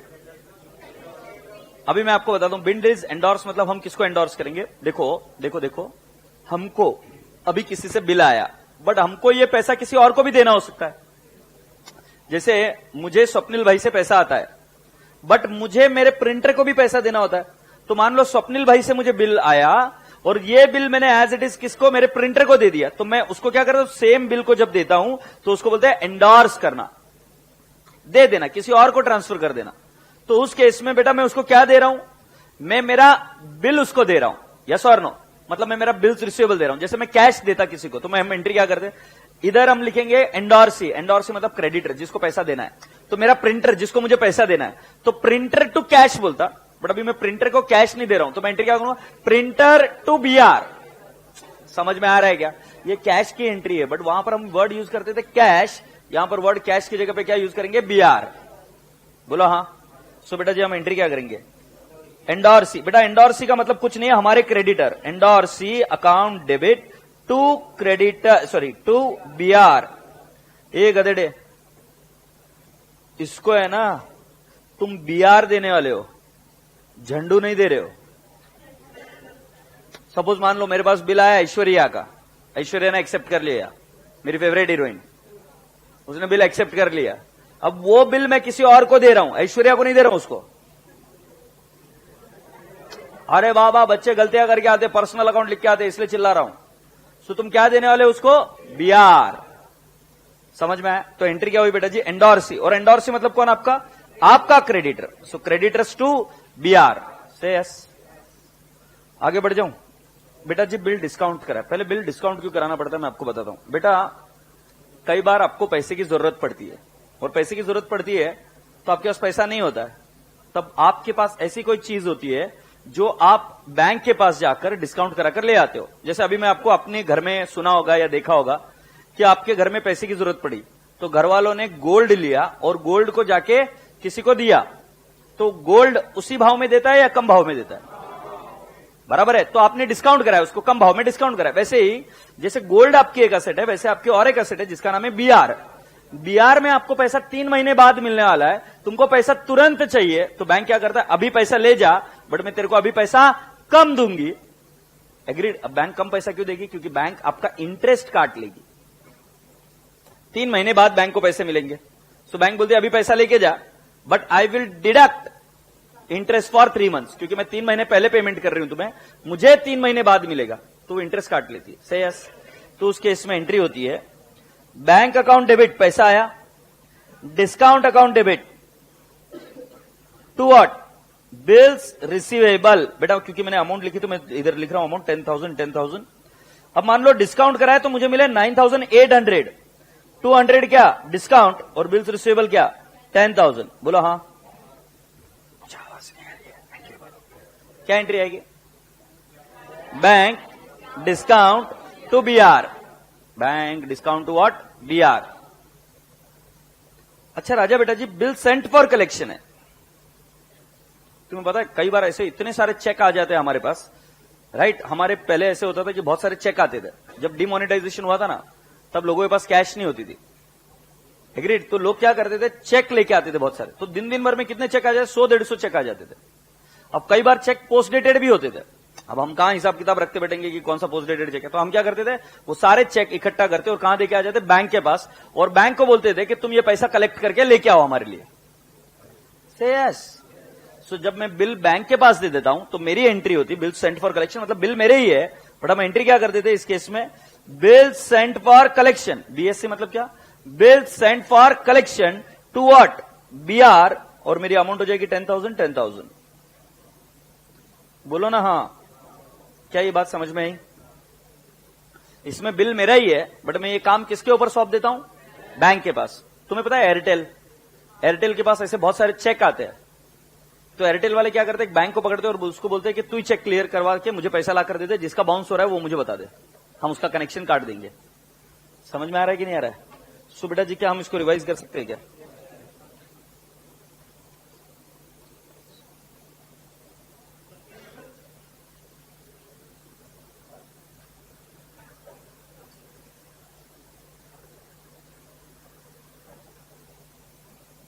क्या लेगी, but अभी नहीं, collect करते वक्त वो पैसा काटेगी। तो जैसे तुम डेबिट कार्ड और क्रेडिट कार्ड की भी ट्रांजैक्शन करते हो ना, तब तुम स्वाइप करते हो, सो उसमें भी बैंक पैसा काटती है, बट वो सारों का चार्ज एक साथ लिया जाता है। क्या होगा देख, मैं तेरे को बताता हूं, छोटा सा एग्जाम्पल देखना। तेरी बात बहुत दमदार है, इसीलिए मैं सभी को समझा रहा हूं कि ऐसा क्यों कर रहे हैं हम एंट्री, कलेक्शन के वक्त पैसा क्यों कटेगा। सपोज उस पार्टी से हमको पैसे आए 10,000 रुपए, तो हमें एंट्री तो 10,000 की दिखानी पड़ेगी। अगर मैं 10,000 की एंट्री नहीं दिखा रहा हूं तो पार्टी का अकाउंट नलिफाई नहीं होगा, तो पार्टी को 10,000 दिखाने पड़ेंगे।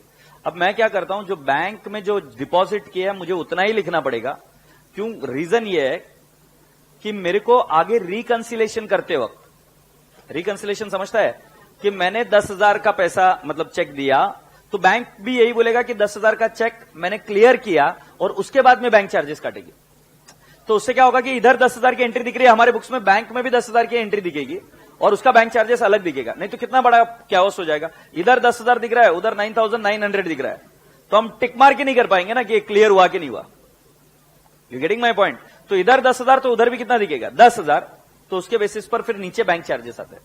सो बैंक चार्जेस मतलब बैंक पहले पूरा पैसा दे देती है, फिर उसके बाद में बैंक चार्जेस बोलकर विड्रॉ कर लेती है। तो हम अभी वो एंट्री इधर नहीं सीख रहे, हम यहां पर सिर्फ ये बोल रहे कि हमने बिल्स बैंक के पास देगा।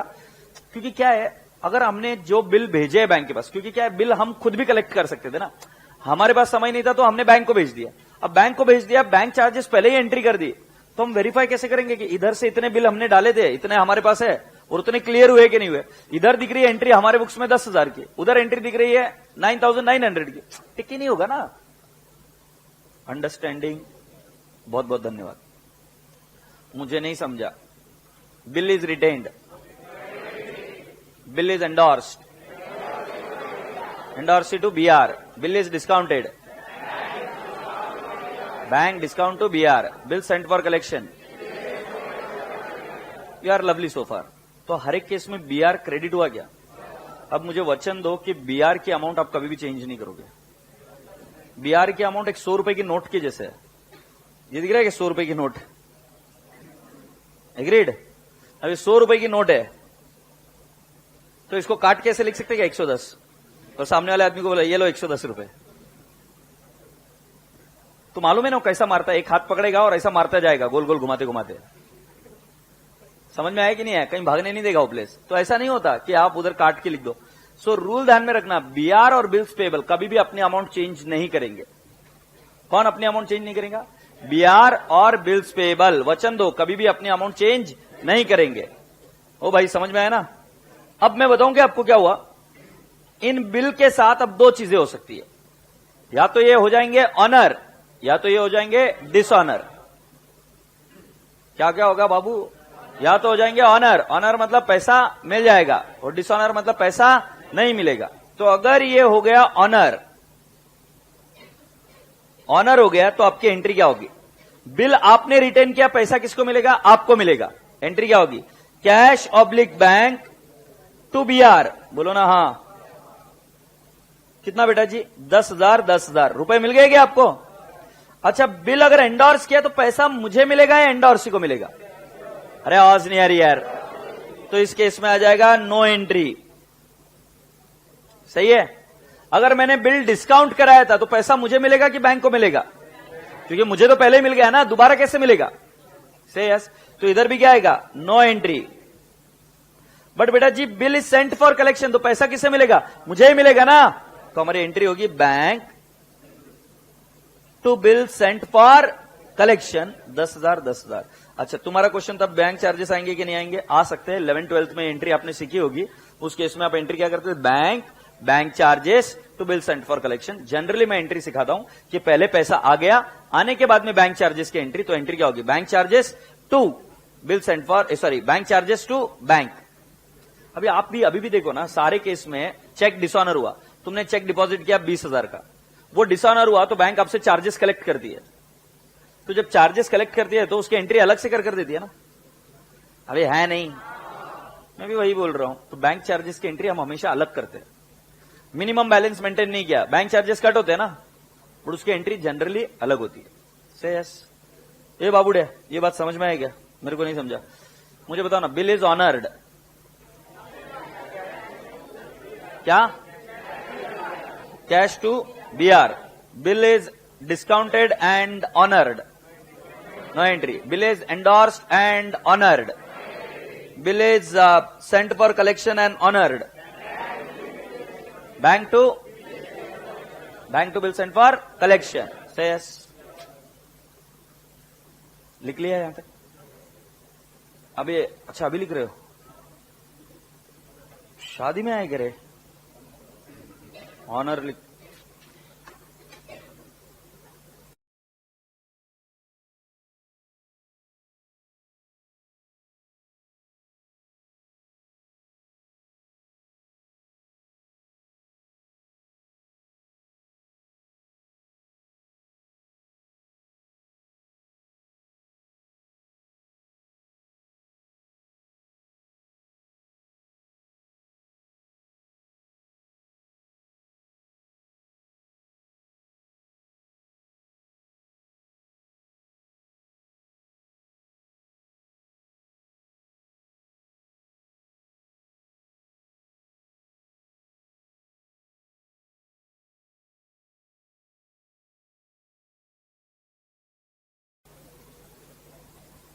Shall I go ahead? Let's go on and discuss the next thing. Dishonor. अच्छा मुझे एक बात बताओ, कभी आपके साथ ऐसा कुछ हुआ क्या? आपका दोस्त आपकी गाड़ी ले गया और गाड़ी को ठोक दिया, हुआ है? फिर क्या किया तुमने? क्या किया? मेरे को वो सुनना है। क्या किया उस बंदे के साथ तुमने? पैसे वसूल किए। कौन है बंदा? हाथ ऊपर कर दो। अरे डर मत ना, किसने? अच्छा, तुम्हारे दोस्त गाड़ी लेके गया, ठोक दिया, और फिर पैसे वसूल किए तुमने? तूने भी किए? हाँ राइट, ऐसा करते हैं लोग। मेरे साथ में भी ऐसा हुआ, पर मैंने वसूल नहीं किया। क्या हुआ? तेरे साथ में भी ऐसे ही हुआ? तूने वसूल किया कि नहीं किया? हाँ ठीक है, तो दो टाइप के लोग रहते हैं। तो एक होता है वसूल करने वाले और एक होते हैं वसूल नहीं करने वाले। समझ में आ रहा है? अच्छा चलो अपन एक काम कर, तुम्हारे दोस्तों में ऐसे कोई दोस्त है क्या, मतलब एक एक नग रहते हैं कुछ कुछ, मतलब मैं सिर्फ समझा रहा हूं, अभी भी बिल्स ऑफ एक्सचेंज है। तुम खाना खाने गए और खाना खाने गए, तुम 4 चपाती खाए, दूसरा वाला 2 चपाती खाया, एक ने चिकन मंगाया, दूसरे वाले ने वेज खाया।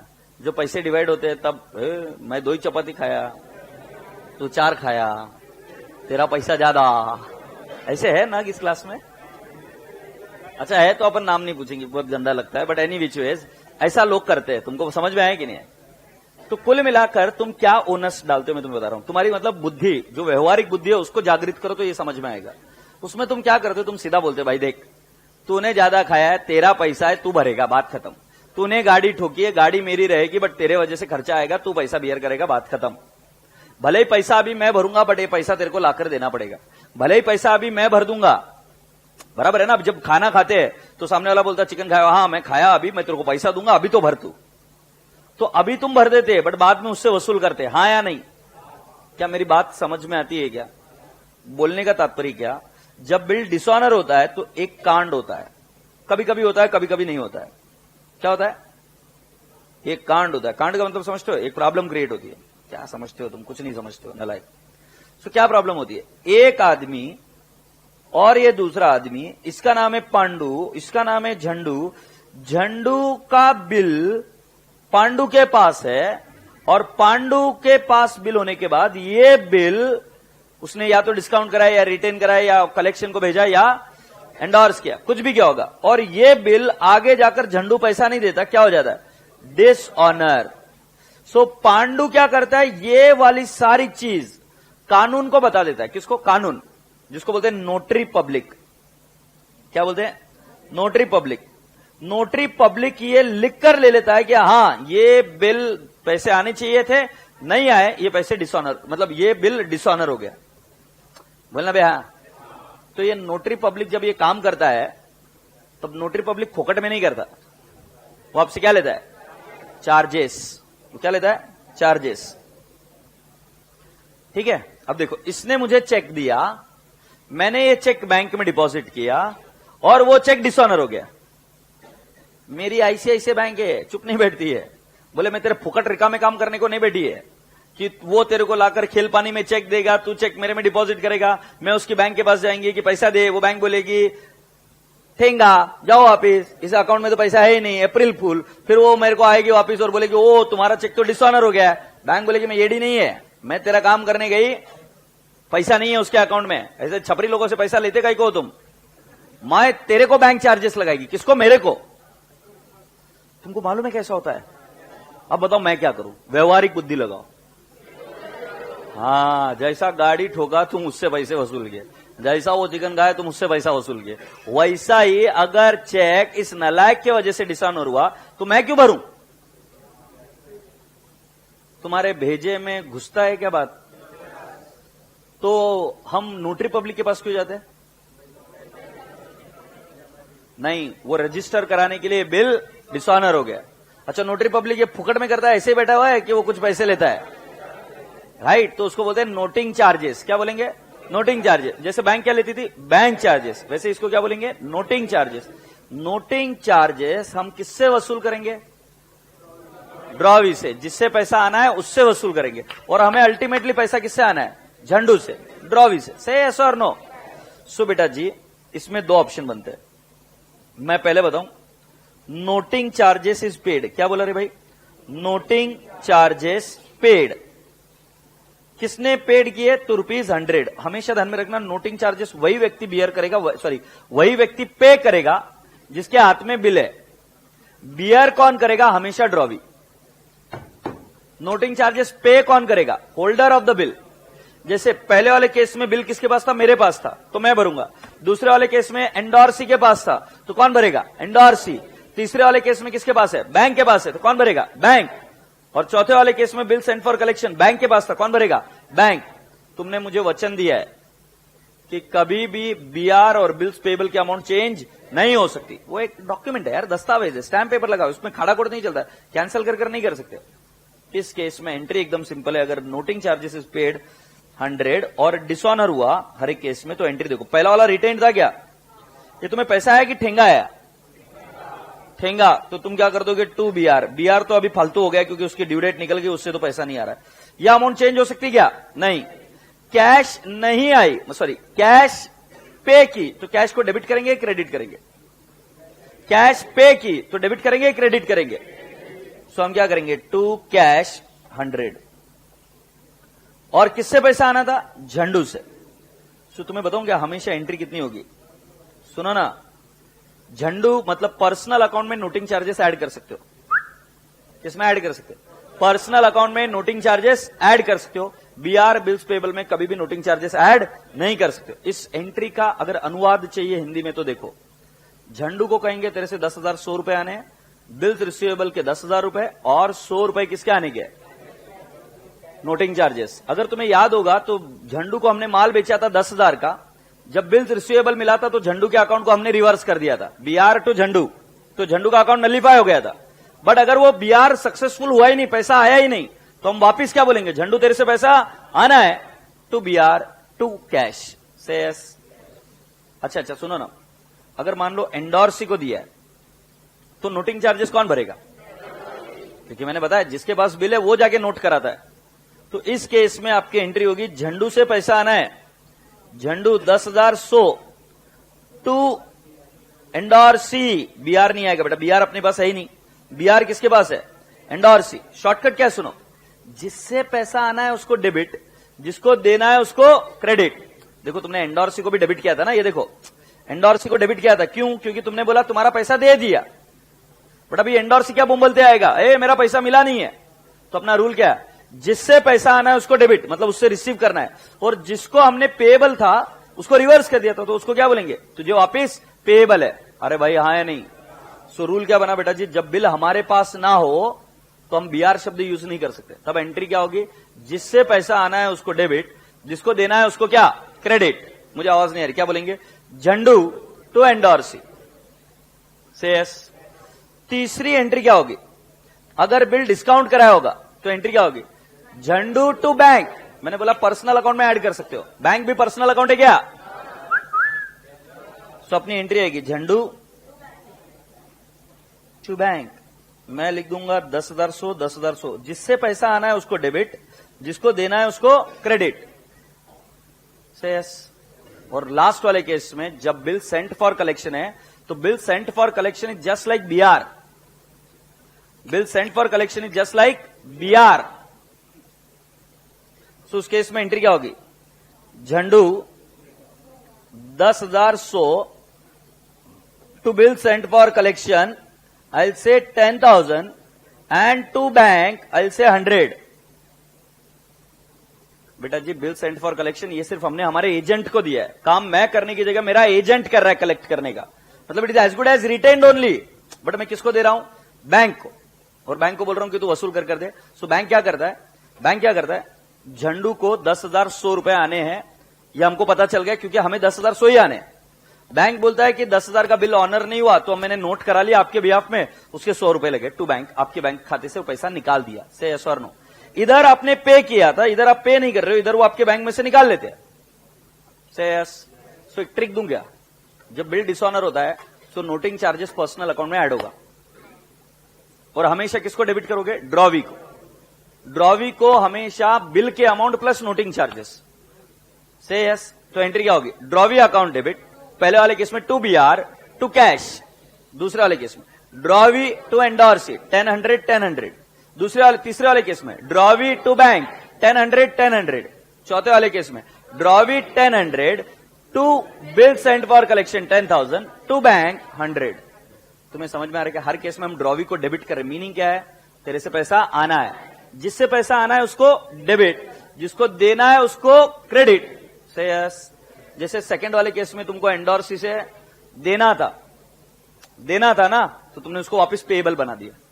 थर्ड वाले केस में बैंक को डिस्काउंट कराया था, तो बैंक को अभी भी देना बाकी रह गया ना, क्योंकि तुमने तो पैसे बैंक से पहले ले लिए थे, तो बैंक को देने पड़ेंगे। तो क्या करोगे? टू बैंक से यस। हैप्पी? बेटा जी ये लिख कर ले लो पहले, कुछ बच्चों ने नहीं लिखा, ये लिख लो पहले। इसमें मैंने लिखा dishonour and noting charges paid 100।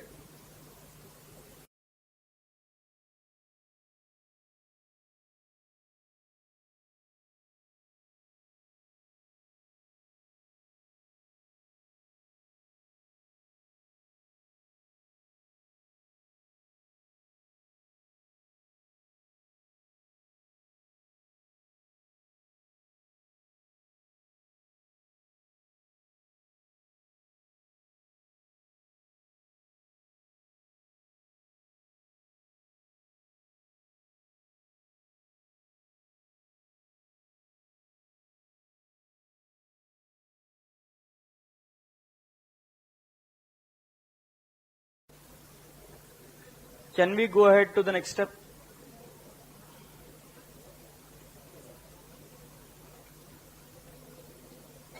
मैं ये कर रहा हूं dishonour, noting charges, dishonour, noting charges, not paid. ऐसा होता है ना कई बार कि अपना दोस्त ये डिसऑनर हो गया, सिग्नेचर गलत हो गई वगैरह वगैरह, तो हम हर बार रिकॉर्ड नहीं करते, हम प्रेम मोहब्बत से बात कर कर खत्म करते चीजों को। सो जब noting charges is not paid तब ये बहुत इजी हो जाता है, तब एंट्री सेम रहेगी, सिर्फ नोटिंग चार्जेस की एंट्री मत करो। तो देखो जरा, इसकी एंट्री होगी झंडू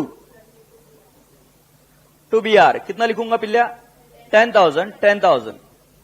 इसमें नेक्स्ट में एंट्री क्या होगी? झंडू टू एंडोर्सी, कितना लिख दूं? 10,000 10,000।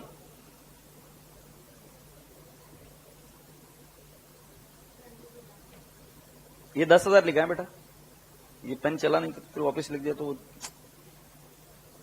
हाँ अब बस।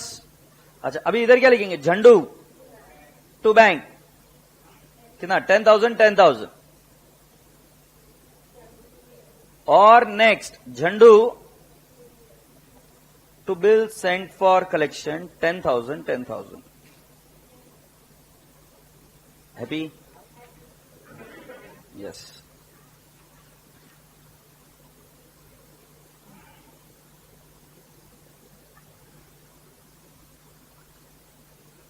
पब्लिक जमा क्या है यहां तक? अब मेरी एक रिक्वेस्ट है, ध्यान से सुनो। सुन रहा है क्या तू? मैंने जब लेक्चर शुरू किया था तब मैंने एक चीज कही थी आपको कि मैं बीच में ब्रेक दूंगा। मैं एक भी बच्चे को बोल रहा हूं आगे नहीं जाना है जब तक ये परफेक्ट ना हो जाए और जब तक आपको इसमें समझ में ना आ जाए। तो जब मैं नेक्स्ट सेशन में बैठूंगा तब आपको पहले मुझे आपकी क्वेरीज बतानी है। अगर क्वेरीज नहीं है तो फिर मैं आपको क्वेश्चन पूछूंगा, क्योंकि ये पूरा टॉपिक इस पर बेस्ड है। देखो दो चीजें इस टॉपिक में, एक है कैलकुलेशन पार्ट और एक है एंट्रीज। मैं दोनों चीजों को अलग अलग कर कर डील करता हूं। तो पहले हमारे दो दुश्मन है, एक कैलकुलेशन पार्ट और एक है जर्नल एंट्रीज। जब तक आपकी जर्नल एंट्रीज परफेक्ट नहीं हो जाती मैं कैलकुलेशन के बारे में सोचूंगा भी नहीं। समझ आ रहा है? तो ये चैप्टर पूरा बेस्ड है जर्नल एंट्रीज पर। इधर आपसे इंस्टीट्यूट जर्नल एंट्रीज पर कमांड करने की अपेक्षा रखती है। तो अभी जो आपको ब्रेक मिलेगा, इस ब्रेक में आपको क्या करना है मुझे पता नहीं, तुम ब्रेक लोगे या बोलोगे कल ही मिलेंगे, आई डोंट नो। सो अगर मान लो हम ब्रेक ले रहे तो आपको क्या करना है, सभी लोगों को ये टॉपिक के जितने भी जर्नल एंट्रीज है एक दोबारा अपने आप बिना देखे लिखना है, इसको रिवाइज करना है, उसका मीनिंग समझना है और कहां पर कौन सा वर्ड आ रहा है वो करना है। देखो इसमें कोई गुंजाइश नहीं रहनी चाहिए कि इसमें कंफ्यूजन है, इसमें ऐसा ही चाहिए कि बस अब आ रहा है तो फिर मैं रैंडमली कोई भी एंट्री पूछूंगा तो आना चाहिए। Do understand? रैंडमली मैं ऐसा भी सीक्वेंस में नहीं जाऊंगा, मैं डायरेक्टली पूछूंगा bill endorse discount bill endorse dishonoured, मैं ऐसे पूछूंगा bill discounted honoured. I can ask you anything and I want the entries for each of them very carefully. Break के उस पार भी एंट्रीज ही है, कैलकुलेशन नहीं है। ब्रेक के उस पार ड्रॉवी के बुक्स में एंट्री है, बट पहले ये एंट्री परफेक्ट किए बिना मैं आगे नहीं जाऊंगा। जो बच्चे पेन ड्राइव में मेरे से पढ़ रहे हैं, वर्चुअल में पढ़ रहे हैं, नलायक को इधर ब्रेक लेना, सॉरी नलायक नहीं बोलना चाहिए था, मेरे अच्छे अच्छे बच्चों पहले ब्रेक लेना, ब्रेक लेकर इसको पूरा पढ़ दो यहां तक, और जो क्वेरीज है वो पहले हम सॉर्ट आउट करेंगे और उसके बाद में ही आगे जाएंगे। ये इस चैप्टर का रूल है। सो यहां पर जैसे हम बिल्डिंग नहीं बनाते क्या, तो पिलर्स बनाने के बाद में पहले स्लैब डालते हैं, स्लैब डालने के बाद में तुरंत ऊपर का स्लैब नहीं डालते, इतनी घाई अच्छी नहीं है, सब लोग एक साथ मरेंगे। स्लैब डालने के बाद में रुकना पड़ता है कुछ दिन ताकि वो मजबूत हो। तो यहां पर मुझे जर्नल एंट्रीज हर एक बच्चे की जबान से परफेक्ट चाहिए, उसके बाद में ही मैं सोचूंगा आगे जाने का। डोसक्यात घुसलाय काय? So alright, so let's go for the break and देखते हैं आपको कितना समय लगता है, and then let's meet after the break. Alright, thank you, bye bye.